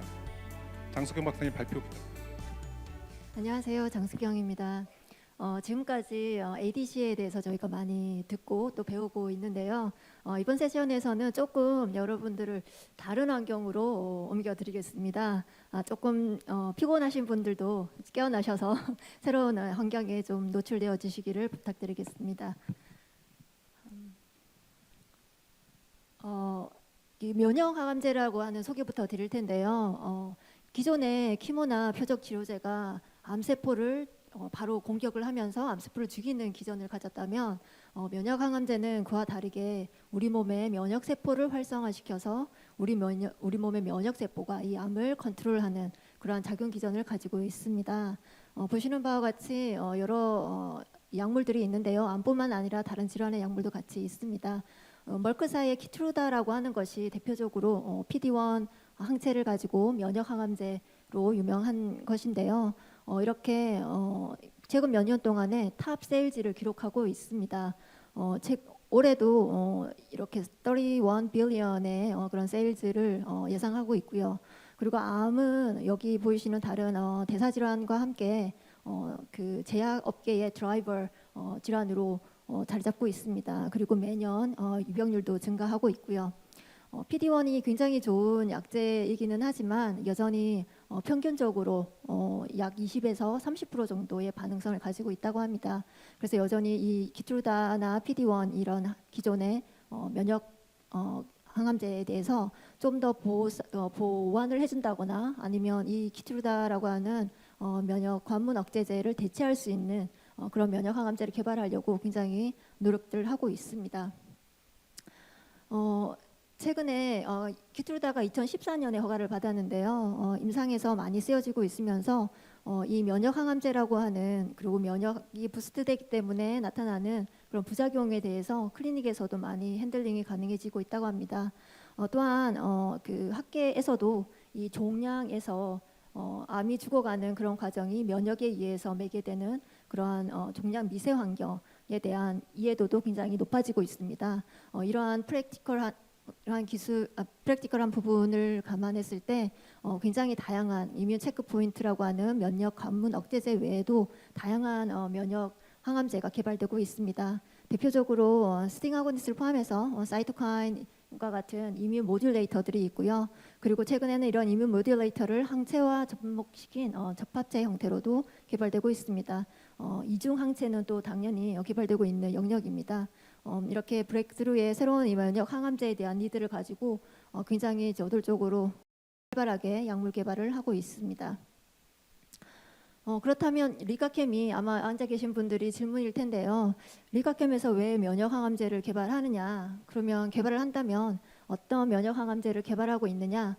질문이 있으실 겁니다. 어떻게 생각하면 리가캠에서 면역 항암제를 개발하는 것이 이상한 일이 아닌데요. 앞서 설명드렸던 키트루다라고 하는 약물이 10여 년 이상 임상에서 쓰여지면서 굉장히 많은 몇천 건의 병용 시험들이 있었습니다. 그 많은 병용 시험과 그리고 현재 임상에서 사용되는 그런 병용 약물 중에서 키모 약물이 가장 약효가 좋다고 합니다. 아시다시피 ADC라고 하는 것도 이 항체에 일종의 키모가 달려 있는 항체 접합체 형태인데요. 그렇다면 이런 ADC와 이뮨을 모듈레이션 할 수 있는 면역 항암제가 굉장히 좋은 병용 시너지를 낼 것이라고 하는 것은 놀랄 일이 아닐 것입니다. 그리고 아까 대표님께서도 언급하셨지만 그 리가캠의 케미스트리랑 그리고 링커의 기술을 IO를 타겟하는 그런 타겟에 대한 약물을 개발할 때 같이 얹어서 스몰 몰리큘 형태로 혹은 항체에 얹어질 수 있는 페이로드로서 개발을 하고 있습니다. 그리고 이러한 개발 전략은 리가캠의 비전 2030과도 부합되는 일이라고 할 수 있습니다. 즉 페이로드의 익스펜전 측면에서 아까 톡신이라고 하는 기존의 ADC의 페이로드뿐만 아니라 다양한 MOA의 다른 그런 페이로드를 개발하고 있는데요. 그중에 IO 약물도 페이로드의 확장 측면에서 더해지고 있고요. 이렇게 IO 약물 혹은 다른 MOA의 페이로드와 그리고 톡신의 페이로드를 같이 접합했을 경우에는 새로운 모달리티가 탄생하게 됩니다. 이러한 모달리티 익스펜전이라고 하는 그러한 전략에도 부합됩니다. 궁극적으로는 ADC가 가지는 좋은 약효가 있지만 그리고 이 좋은 약효를 좀 더 많은 환자한테 적용될 수 있도록 병용의 효능을 가지는 병용 약물 개발이라든지 그리고 약효의 그 범용성에 대해서도 그리고 좋은 효과와 어떻게 보면은 독성이 낮은 그런 약물의 병용의 측면에서도 부합되는 그런 일이라고 볼 수 있겠습니다. 리가캠의 기술을 접목하여서 먼저 주목한 아이오 타겟은 스팅입니다. 스팅이라고 하는 단백질은 우리 몸에 있는 세포에 가지고 있는 것인데요. 이 스팅이라고 하는 것은 외부 침입 인자, 즉 죄송합니다. 바이러스나 박테리아 같은 외부 침입 인자가 들어왔을 때 혹은 우리 몸의 세포가 이건 정상이 아닌 세포입니다라고 인지를 했을 때 그 인지를 하는 센서의 역할을 하는 것이 스팅입니다. 그래서 이 스팅이 활성이 되면은 주위의 세포라든지 면역 세포를 활성시킬 수 있는 그런 신호탄을 만들어내게 됩니다. 그러면 이런 신호탄이 주위의 면역 세포를 활성시켜서 우리 몸을 보호하게끔 만드는 그런 센싱 역할을 한다고 보시면 되는데요. 암이라고 하는 측면에서를 보신다면 조금 복잡할 수 있겠지만 간단히 설명드리면 스팅이 활성이 되면 암 조직에서 이 암 조직이 있다라고 하는 비정상적인 세포가 있다는 것을 면역 세포에게 알리고 그렇게 암을 죽일 수 있는 그런 면역 세포가 만들어지고 또 만들어진 면역 세포가 암 조직으로 들어올 수 있게 해주는 그리고 들어온 면역 세포가 다시 활성이 되게끔 도와주는 것이 스팅의 작용 기전이라고 볼 수 있을 것입니다. 이렇게 본다면 암과 면역이라고 하는 그런 상호작용을 굉장히 극대화시킬 수 있는 타겟이 되겠습니다. 그래서 이렇게 좋은 타겟을 가지고 그러면 또 하나의 질문은 타겟입니다. 네. 그래서 이런 스팅 아고니스트라고 하는 그런 약물을 리가캠에서는 리가캠의 독특한 기술의 케미스트리와 그리고 지금까지 계속 말씀드렸던 리가캠의 링커 기술 이 부분을 합친 접목된 형태로 스몰 몰리큘이나 혹은 항체 접합체로 개발하고 있고 이러한 면역 항암제로서 스팅 아고니스트에 대한 경쟁력을 보이려고 하고 있습니다. 죄송합니다. 제가 한 가지 스킵을 한 것 같은데요. 네, 아마 다음에 넣은 것 같습니다. 이 LCB39라고 하는 프로그램은 스팅 아고니스트의 스몰 몰리큘 프로그램입니다. 먼저 스팅 아고니스트 스몰 몰리큘로 약물 개발을 진행하고 있고 내년에 IND 임상 진입을 목표로 하고 있습니다. 스팅 아고니스트 LCB39 물질은 시스테믹하게 즉 전신 투여가 가능한 IV 제제입니다. 그리고 전신 투여를 하였지만 안전성을 가장 중요한 목표로 두고 원숭이 독성 시험에서 벌써 이 후보 물질을 가려내는 일을 하였습니다. 그래서 전신 투여 시 안전성을 확보하는 물질을 확보를 하였고요. 그리고 LCB39는 그 합성 화합물임에도 불구하고 암 조직에 특이적으로 선택적으로 축적되는 현상이 있습니다. 이렇게 암세포에 많은 양의 존재를 하기 때문에 말씀드린 스팅 아고니스트가 가질 수 있는 이뮨 콜드한 암을 이뮨 핫한 그 조직으로 변형시켜주는 그러한 역할을 충분히 할 수 있는 물질이 되겠습니다. 조금 더 LCB39라고 하는 물질에 대해서 설명을 드릴 텐데요.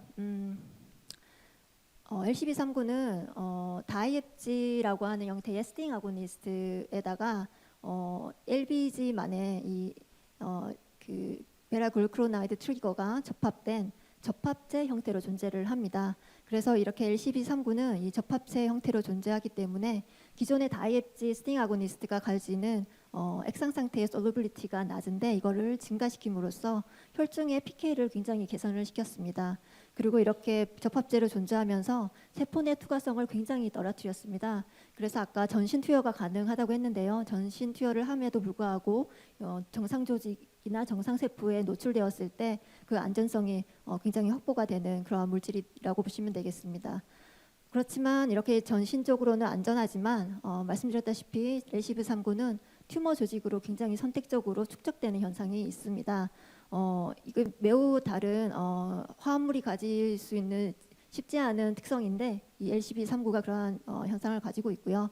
그리고 또 한 가지 특징은 이 튜머에 많이 존재하고 있는 엔자임에 의해서 아까 말씀드렸던 이 베타글루크로나이드라고 하는 것이 끊어져서 약 한 100배가 강한 그런 활성 대사체가 만들어집니다. 그래서 튜머에서 이렇게 LCB39 자체도 활성을 가지고 있지만 이보다 더 강력한 활성 대사체가 나옴으로써 굉장히 강력하게 안타이 튜머 면역 활성을 일으켜줄 수 있고요. 전신에서는 안전성을 확보하는 어떻게 보면 두 마리 토끼를 다 잡은 그런 케미컬 물질이라고 볼 수 있겠습니다. 몇 가지 데이터를 보여드릴 텐데요. 가능한 쉽게 설명드리도록 하겠습니다. 해당 결과는 인비보 에피커시 결과인데요. 우리가 굉장히 다양한 마우스 모델에서 인비보 효능을 평가하였습니다. 대표적인 이 그래프에서 보시다시피 도스 디펜던트하게, 그러니까 용량 의존적으로 항암 컨트롤을 하는 능력이 매우 뛰어나고요. 그리고 컴플릿 리그레션, 그러니까 완전 관해를 일으킨 마우스 개체에다가 동일 암 세포를 투여를 함에도 이렇게 암이 성장이 되지 않는 전형적으로 기억암, 그러니까 면역 기억이 생성되었다고 볼 수 있는 그러한 증거가 되겠습니다. 또 한 가지 그 중요한 포인트인데요. 그래프가 너무 복잡해서 겁먹지 마시고요. 쉽게 설명드리겠습니다. 해당 모델은 이뮨 콜드하드라고 알려져 있는 렁 캔서 모델입니다. 렁에다가 튜머를 심고 난 다음에 LCB39를 트리트를 하였습니다. 그리고 나서 이렇게 좋은 암 성장 억제 효능을 보여주고 있고요. 그래서 이때 암 조직을 꺼내어 가지고 정말 LCB39가 해야 되는 면역 활성을 주고 있는지를 검증을 해보았습니다. 보시는 바와 같이 까만색의 컨트롤 대비했을 때 이렇게 빨간색으로 그려져 있는 바 그래프가 굉장히 차이가 나는 것을 보실 수 있는데요. 항암 면역 T세포가 굉장히 활성되어 있다. 즉 암을 죽일 수 있는 면역 세포가 활성되어 있다는 것과 그리고 이러한 T세포를 활성시킬 수 있고 더 많은 항암 T세포를 만들어낼 수 있는 그런 선천성 면역 세포도 역시 증가되어 있다라는 것과 그리고 또 대식세포라고 하는 것이 암 면역 그런 환경을 굉장히 이뮨 서프레시브한 억제시키는 역할을 합니다. 특이하게도 LCB39가 투여된 암 조직에서 이렇게 이뮨 서프레시브한 그런 대식 세포가 감소되어 있는 것을 확인할 수 있었습니다. 즉 LCB39에 의해서 튜머 미세 종양 환경이 정말로 콜드한 상태에서 핫한 상태로 바뀌었다라고 하는 그러한 검증의 데이터가 되겠습니다. 다음으로 또 LCB39의 차별점인데요. 굉장히 이 부분을 저희가 강조하고 싶은 부분이기도 합니다. 해당 내용은 그 튜머를 가진 마우스에 LCB39를 3가지 용량으로 투여를 했습니다. 그리고 나서 해당 데이터는 24시간대 종양 조직이나 혹은 혈액 혹은 다른 정상 장기를 뜯어내서 과연 LCB39 그리고 활성 대사체가 있는지를 확인해 보았습니다. 그랬을 때 보시는 바와 같이 LCB39의 용량 의존적으로 튜머에서만 이렇게 LCB39와 활성 대사체가 검출되는 것을 확인할 수 있습니다. 혈중 혹은 정상 단계에서는 디텍션되지 않았고요. 그렇다면 이렇게 디텍션된 양이 정말 면역 활성을 줄 수 있는 양이냐라고 하는 것을 조사를 해보았을 때 EC50라고 해서 약물이 50% 세포에 활성을 줄 수 있는 양을 이렇게 파란색 라인으로 껐다면 보시는 디텍션된 LCB39의 양은 사실 좀 못 미치는 경향성이 있습니다. 그렇지만 아까 말씀드렸듯이 활성 대사체라고 하는 것이 이렇게 디텍션이 되었는데요.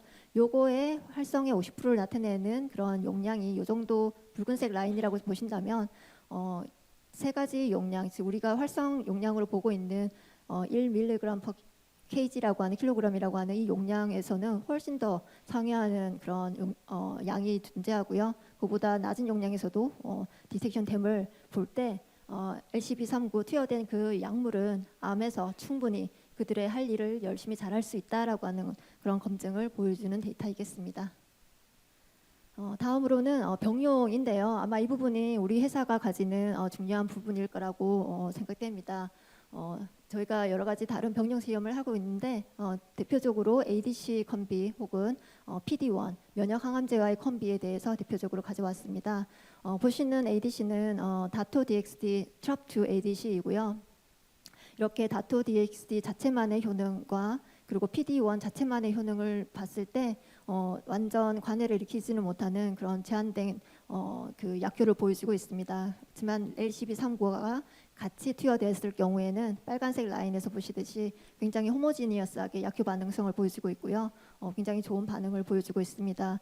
이렇게 병용 데이터를 보시듯이 LCB39가 ADC 약물 혹은 면역 관문 억제제 기존 허가 약물과 함께 병용되는 것이 임상에서 쓰여진다면 기존의 이런 단제 약제에 제한적으로 반응을 가졌던 환자들한테 좀 더 많은 그 치료의 기회를 줄 수 있을 것 같고요. 또한 이러한 잠재적 시장이 가능하다는 그런 예시도 될 수 있겠습니다. 그렇다면 어떻게 보면 이 질문 또한 하실 수 있는 질문일 것 같습니다. 이렇게 기존의 개발사들이 스팅 아고니스트에 관심을 가지고 개발을 하였는데 왜 임상에서 그렇다 하는 성공적인 사례가 없느냐, 이런 챌린지가 있습니다. 저희 회사에서는 크게 두 가지 측면으로 일단 생각을 하고 있습니다. 첫 번째는 컴파운드, 그 물질 자체를 생각했을 때 앞서 설명드렸던 LCB39가 가지는 굉장히 차별적인 그런 특성이 있습니다. 합성 화합물임에도 불구하고 암 조직에 선택적으로 축적이 될 수 있다든지, 그리고 전신 투여임에도 불구하고 정상 세포들의 정상 조직에 대한 독성이 굉장히 개선되었다든지 하는 약물이 가지는 굉장히 우수한 특성이 있습니다. 이러한 특성을 가지고 일단 가능성을 높여 놓은 상태고요. 또 한 가지 중요하게 보고 있는 것은 클리니컬 트랜슬레이션 부분인데요. 기존의 개발사들이 임상 전략이라고 하는 부분에 대해서는 그렇게 뚜렷한 그런 차별성이라든지 좀 다른 면이 보이지는 않았습니다. 그래서 저희가 생각할 때 물론 이렇게 좋은 타겟과 좋은 물질이긴 하지만 이 임상 전략에 있어서도 굉장히 중요하게 가지고 스터디를 해야 되겠다라고 하는 레슨이 있고요. 특히 바이오마커 스터디에 초점을 두고 있습니다. 그래서 우리 약물이 정말 액티비티를 보이는 그런 환자군이 어떤 환자군인지, 그리고 이런 우리 약물이 액티비티를 보이고 있다 아니다라고 하는 그런 프리딕션을 할 수 있는 바이오마커 스터디를 굉장히 중점을 두고 진행하고 있습니다. 그렇게 이 물질 자체의 우수성과 잘 개발된 임상 디자인을 가지고 베스트 인 클래스 혹은 퍼스트 인 클래스의 약물로 임상적 성공을 거두려고 진행 중에 있는 프로그램입니다. 다음으로는 조금 더 ADC로 들어와서요. 스팅 아고니스트를 이용한 항체 접합제 부분에 대해서 설명드리도록 하겠습니다.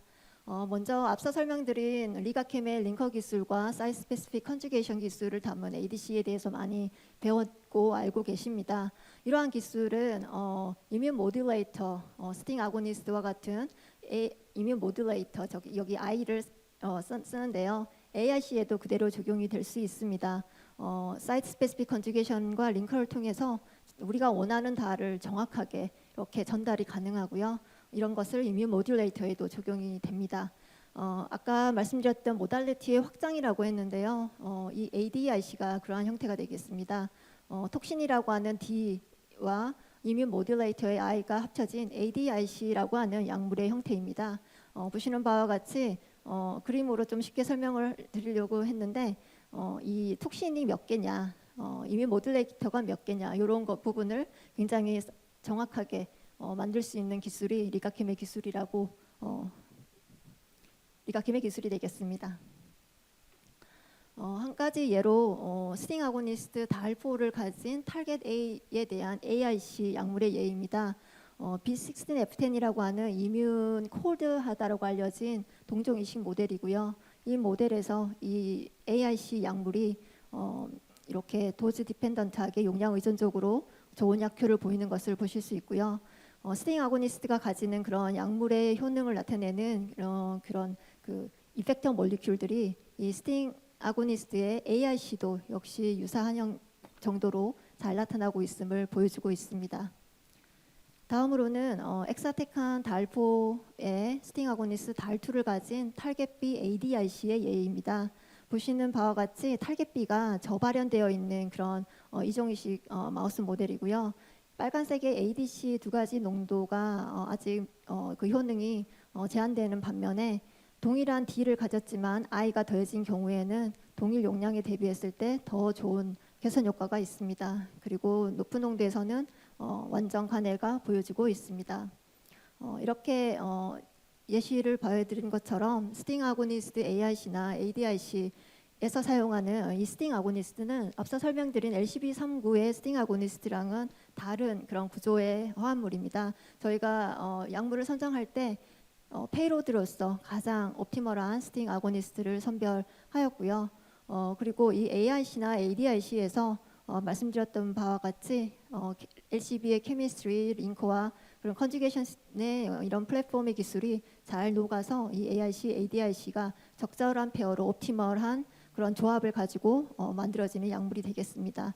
특히 ADIC 같은 경우는 하나의 약물 안에 D와 I가 같이 있기 때문에 그로 나타나는 시너지가 분명히 있습니다.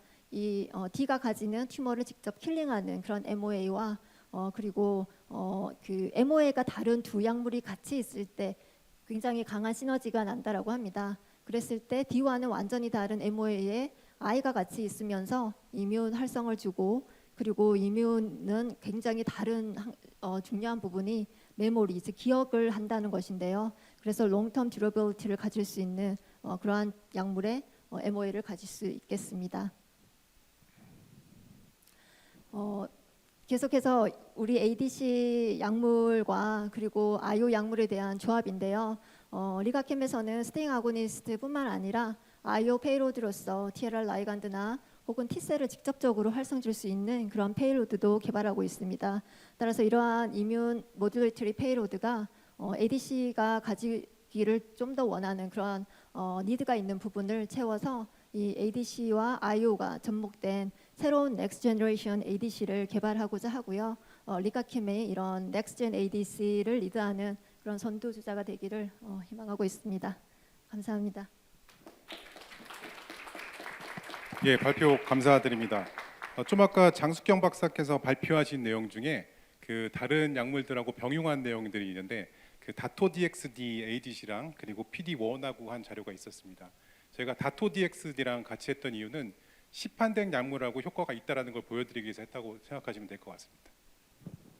이어서 Q&A 시간 갖도록 하겠습니다. 장숙경 박사님, 정천호 소장님 앞으로 나와주시기 부탁드리겠습니다.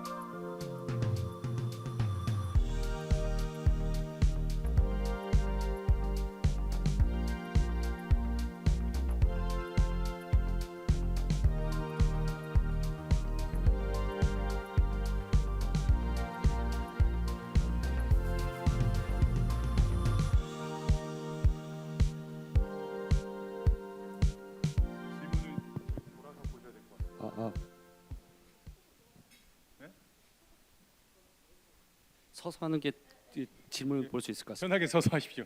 예.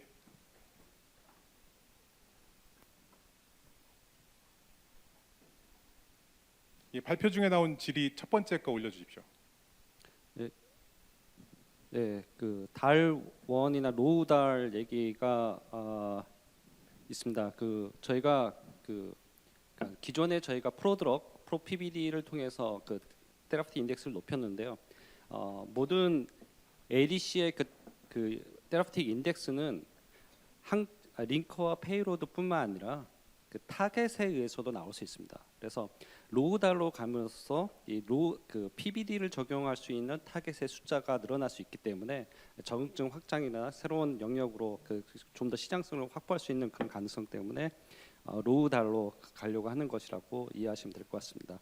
물론 현재도 안전하지만 좀 더 그 안전성을 확보한다면 현재 이미 하고 있는 타겟에 대해서도 좀 더 안전한 약물을 개발할 수 있지만 현재 그렇게 적용 못하고 있는 타겟, 특히 고용암 타겟에 대해서도 적용할 수 있는 장점들이 있기 때문에 이런 링커나 그 페이로드 쪽의 그 개선을 계속하고 있다라고 이해하시면 될 것 같습니다.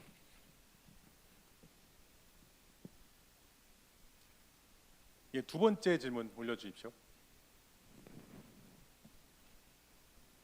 아까 제가 설명을 드릴 때 잠깐 언급은 하긴 했는데요. 아직 완전한 그 임상 디자인이 나온 상태는 아니지만 말씀드렸다시피 바이오마커를 굉장히 중요하게 보고 있고 우리 약물의 액티비티를 확인할 수 있는 그런 환자군이 어떤 환자군인지를 정말 확인할 수 있는 임상 스터디 디자인을 하려고 합니다. 그런 것을 확인하는 바이오마크를 여전히 개발하고 있는 중이고요. 예, 그래서 아마 임상 일상이 가지는 임상 디자인이겠지만 거기에 플러스로 기존 임상 디자인에서 스팅 아고니스트 디자인의 효능이나 독성을 확인하지 못했던 부분들을 개선한 그런 임상 디자인으로 진행하려고 합니다. 예, 답변 감사드립니다. 예, 질문 세 번째 거 올려주십시오. 지금 들어온 질문이 꽤 되는 상황입니다. 예, 그래서 질문은 많이 네. 주실 수 있을 것 같고요. 그러니까 단클론 항체, 이중항체, 단클론 항체도 마찬가지입니다. 아까 그 시켄5의 경우도 마찬가지고 같은 타겟을 타겟팅하는 항체라도 어피니티가 어떤지, 어떤 에피톱을 잡는지, 실렉티비티가 어떤지에 따라서 다른 독성을 나타낼 수 있습니다. 그렇기 때문에 모노클론 안티바디다, 이중항체다, 이 플랫폼 가지고 안전성을 얼마나 확보했냐 못하냐 이것은 좀 너무나 일반화가 되는 거고요.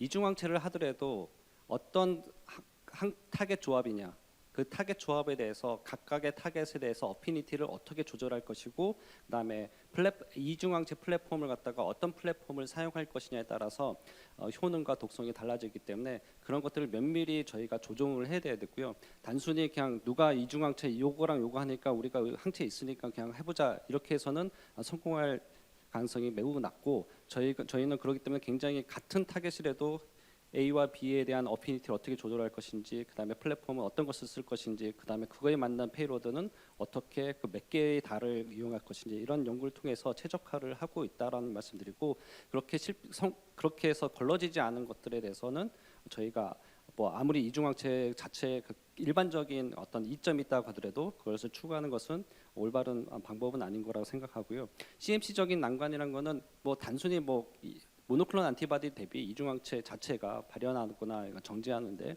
여러 가지 또 한두 단계 더 스텝이 들어가기 때문에 생산 비용이 좀 더 높아진다 이런 말씀을 드린 것이고요. 예, 그런 측면에서는 기존 이중항체가 갖고 있는 그 플랫폼 기술을 회사들이 갖고 있는 그런 솔루션을 그냥 적용하면 될 거로 지금 저희 경험상 얻었습니다. 예. 예, 다음 질문 올려주십시오. 질문이 좀 길기는 한데요.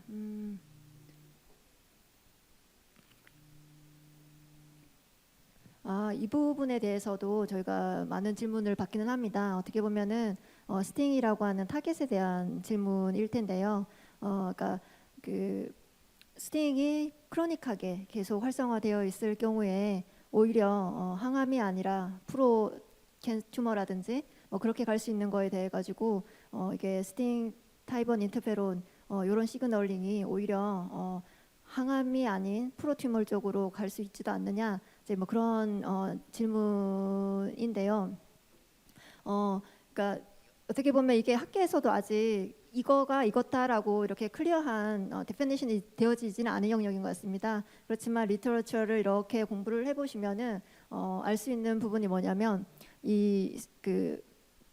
크로닉, 그러니까 지속적으로 만성적으로 스팅이랑 타입 1 인터페론이라고 하는 이런 시그널링 패스웨이가 활성화되어 있을 경우에는 인플라메이션이 일어나는 그런 환경인 거죠. 그럴 때는 암이 처음 생성되는 그 단계에서의 역할인 것으로 주로 많이 보여지는 것 같고요. 혹은 그렇기 때문에 이미 암이 저희가 이제 들어가는 환자들은 이미 암이 굉장히 어그레시브하고 진척이 된 그런 상태이기 때문에 초기 암이 생성되는 그 단계의 스테이지는 아닐 것으로 생각됩니다. 그리고 이렇게 작은 잔챙이의 이런 그 스팅 활성 벌시스, 그리고 약물이라고 하는 것이 이렇게 밤처럼 떨어졌을 때 그 약효라고 하는 측면은 좀 다른 의미지 않을까 싶고요. 저희가 비임상 실험에서도 보면은 적은 용량의 스팅 아고니스트 vs 좀 더 고용량의 스팅 아고니스트를 했을 때 그 암이 반응하는 그런 거는 굉장히 도지 디펜던트한 것을 볼 수 있습니다. 따라서 초반에 암이 시작되는 이니시에이션 단계와는 좀 구별되는 그런 스팅 아고니스트의 패스웨이가 아닐까. 그러니까 암에서의 암을 컨트롤하고 치료를 하는 단계에서의 스팅 아고니스트 테라피는 좀 다른 측면이 아닐까 이렇게 생각하고 있습니다.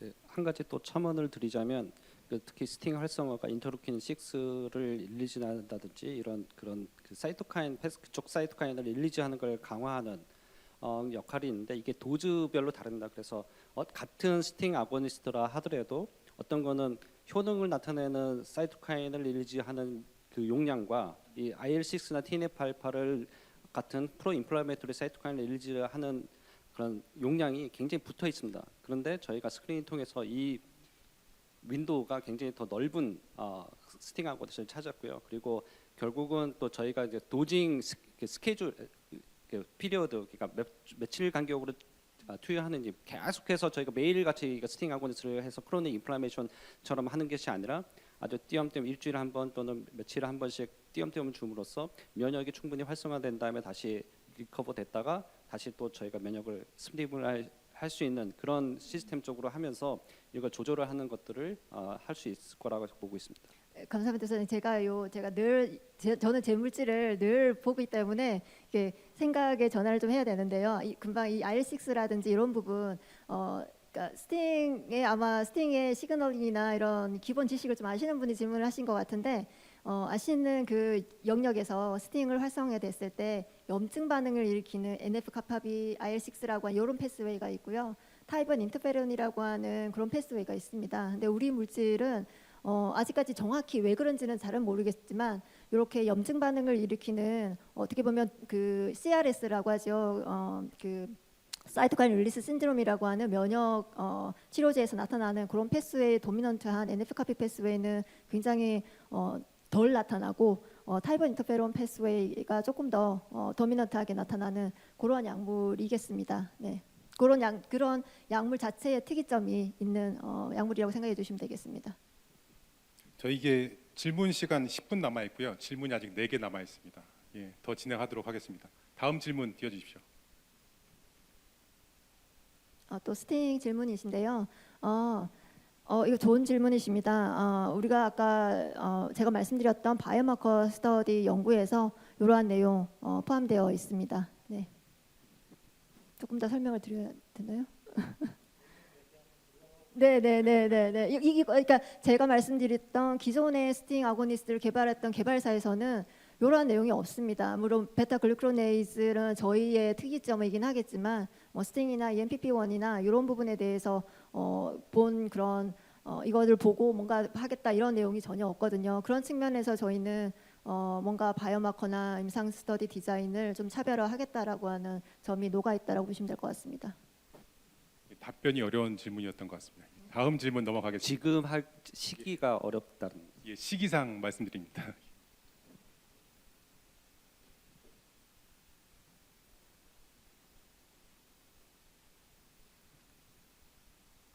요거는 저희가 하고 있는 그런 일이고요. 아이오 페이로드를 항체에 접합하여서 뭔가 조금 더 튜머 암 조직에 많은 그 활성을 나타낼 수 있는 아이오 약물을 갖다 붓겠다. 이제 이런 거에 ADC로 어프로치를 하고 있고요. 차별화가 무엇일까요? 그럼 스팅 아고니스트 스몰 몰리큘 대비 컨주게이 형태의 차별화라고 이해를 하면 될지 모르겠는데요. 어떻게 보면은 이 항체가 가지는 그리고 항체가 어떤 세포를 타겟팅하느냐 아니면 스몰 몰리큘 형태에서는 그런 타겟팅이 없느냐라고 하는 점일 것 같습니다.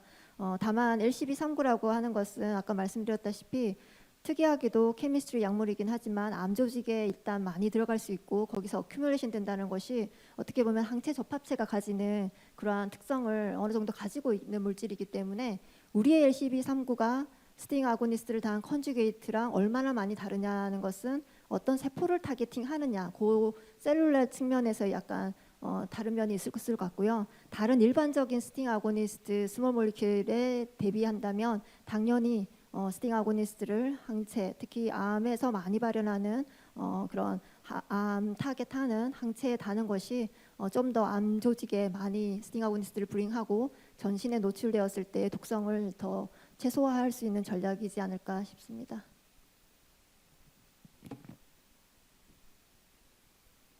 예, 다음 질문입니다. 이건 정철웅 선생님께서 답변하시면 될 것 같습니다. 그 타겟 친화도가 이렇게 어피니티를 말씀하시는 것 같은데요. 그 어피니티가 꼭 높다고 해서 인터널라이즈가 잘 된 게 아닙니다. 특히 최근에 나온 그 보고들을 보면 뉴트럴 pH에서의 어피니티와 그다음에 애시딕에서 어피니티 뭐 이런 것들이 또에 따라서 독성과 효능이 차이가 날 수도 있고요. 그리고 그러니까 그 키네틱스 측면에서 보면 온이 어느 정도여야 되냐, 오프 레이트가 어느 정도여야 되냐 이거에 따라서 고형암과 혈액암의 다른 그 리콰이어먼트를 요구 사항을 가지고 있는 경우도 있습니다. 그리고 고형암의 경우는 오프 레이트가 더 중요하고요. 그리고 그것이 그 타겟 그 암세포 내로 인필트레이션 되는 그 레이트도 중요하지만 타겟 하는 그 타겟들을 바인딩하면서 튜머의 안쪽으로 이동하는 그런 인필트레이션도 중요합니다. 그래서 이것은 그 어떤 그 밸런스가 질문에서 나온 것처럼 적절한 밸런스를 통해서 셀룰라 인터널라이제이션 레이트과 그다음에 튜머 조직 내로 인필트레이션 되는 그 항체가 인필트레이션 되는 그런 레이스를 갖다가 조정해서 최적화를 하는 것이 중요하다고 봅니다.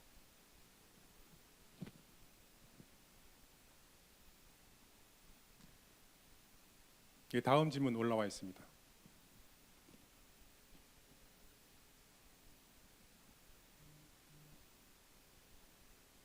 네, 바이오마커 그러니까 기존에 이미 알려진 타겟도 지금 허투나 트랍투 같은 타겟들도 지금 바이오마커를 정확하게 찾지 못하는 경우가 있습니다. 그러니까 예를 들어서 지금 허투 뭐 파지티브 또는 투 파지티브 이런 것들도 허세틴을 기준으로 해서 만들어진 그 IHC 기준이고요. NR2를 기준으로 한다면 이 허투 1 파지티브, 2 파지티브 이 기준도 달라져야 될 것 같습니다. 그래서 다른 타겟에 비교하면 헐투 1 파지티브는 다른 타겟에 대해서 2 파지티브, 3 파지티브가 될 수 있는 것처럼 기존에 알려진 타겟에 대한 바이오마커도 바꿔야 되는 것처럼 새로 선정된 노블 타겟에 있어서 바이오마커 선별은 굉장히 중요한 것이 될 것 같고요. 그래서 이전에는 저희가 어느 정도 이제 개발 들어갈 때쯤 이 바이오마커 선별이나 이런 연구들을 시작했다면 지금은 타겟 선정과 동시에 이 타겟에 대한 바이오마커가 뭘까를 하는 연구를 갖다가 병행하려는 전략으로 지금 바꿨습니다. 그래서 바이오마커는 ADC 특히 노블 타겟일수록 더욱더 중요한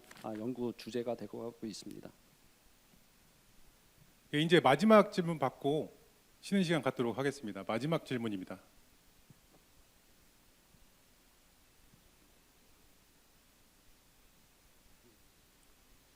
이 방법은 굉장히 고민입니다. 그러니까 이건 해봐야 어떻게 보면 해봐야 되는 것일 수도 있고 둘 다 가지고 있어야 되는 것일 수도 있습니다. 그래서 이거는 인디케이션에 따라서 예를 들어서 같은 그 타겟이라도 어떤 인디케이션은 ADIC가 더 적합한 인디케이션이 나올 수도 있고요. 어떤 인디케이션 예를 들어서 브레스트 캔서 같은 경우는 ADIC가 더 효과가 더 좋을 수도 있고 뭐 다른 그 이뮨 데저트 암에서는 그냥 ADC가 훨씬 더 효과적이고 그 이후에 이뮨 모듈레이션을 주는 것이 더욱더 나을 수도 있습니다. 그래서 이것은 환자별로 맞춤형으로 가야 되고 그렇다면 어느 하나만 선택하는 것이 아니라 둘 다 어느 정도 단계까지는 개발할 필요가 있다. 이렇게 저희는 생각하고 있고요. 그래서 기본적으로는 저희가 내부에서는 과거에는 베스트 인 클래스 1 ADC 한 타겟에 이 전략을 썼다 그러면 베스트 패키지를 저희가 구성을 하려고 했습니다. 그러니까 그 타겟에 대한 가장 적합한 패키지 약물들을 구성을 해서 하나의 한 환자만 보는 게 아니라 그 타겟을 가지고 있는 여러 백그라운드, 여러 종류의 그 컨디션을 갖다가 다 커버할 수 있는 어떤 패키지를 구성하려고 하는 것이 기본적인 저희 이제 어떤 연구 전략이라고 생각하시면 되고요. 그래서 좀 더 시간이 걸리고 좀 더 많은 연구가 진행되고 있다고 보시면 될 것 같습니다. 조금만 더 추가 부분을 ADIC에 조금 무게를 두는 추가 설명을 좀 더 드린다면 ADIC 약물이 그냥 스팅과 ADC에 컴비를 하면은 그냥 이 ADIC 약물이 뭔가 다를 것이 있겠냐 이제 만약에 그런 질문의 취지로 만약에 설명을 드린다면 기존에 좋은 두 가지 약물을 병용을 하는 거에 반해서 그 두 가지 약물 하나의 모달리티에 얹어서 하나의 약물로 딜리버리 했을 때의 이점도 분명히 드러나고 있는 것 같습니다. 요즘 어떻게 보면 저는 이제 면역항암제 쪽에 조금 더 포커스를 한다 했을 때 PD-1과 VEGF 물론 다른 영역이긴 하지만 그 두 약물을 병용을 했을 때 대비했을 때 같이 바이스페시픽으로 얹었을 때 뭔가 독성과 효능 측면에서 이런 차별성을 보이는 부분도 있는데요. 이 스팅 아고니스트라는 것과 DEA 톡신을 하나의 모달리티에 얹어서 하나의 장소에서 같이 일어날 때의 시너지가 있는지는 또 검증이 필요하겠지만 굉장히 매력적인 모델리티라고 생각합니다. 예, 이번 두 번째 파트에서는 뉴토포라든지 새로운 페이로드 관련된 전략하고 그리고 새로운 ADC 파이프라인으로 CEACAM5 ADC를 소개시켜 드렸습니다. 그리고 마지막으로 스팅 관련된 내용을 상세하게 연구 내용을 설명드렸습니다. 이번 두 번째 파트는 마치도록 하고 3시 10분에 세 번째 파트 진행하도록 하겠습니다. 예, 고생하셨습니다.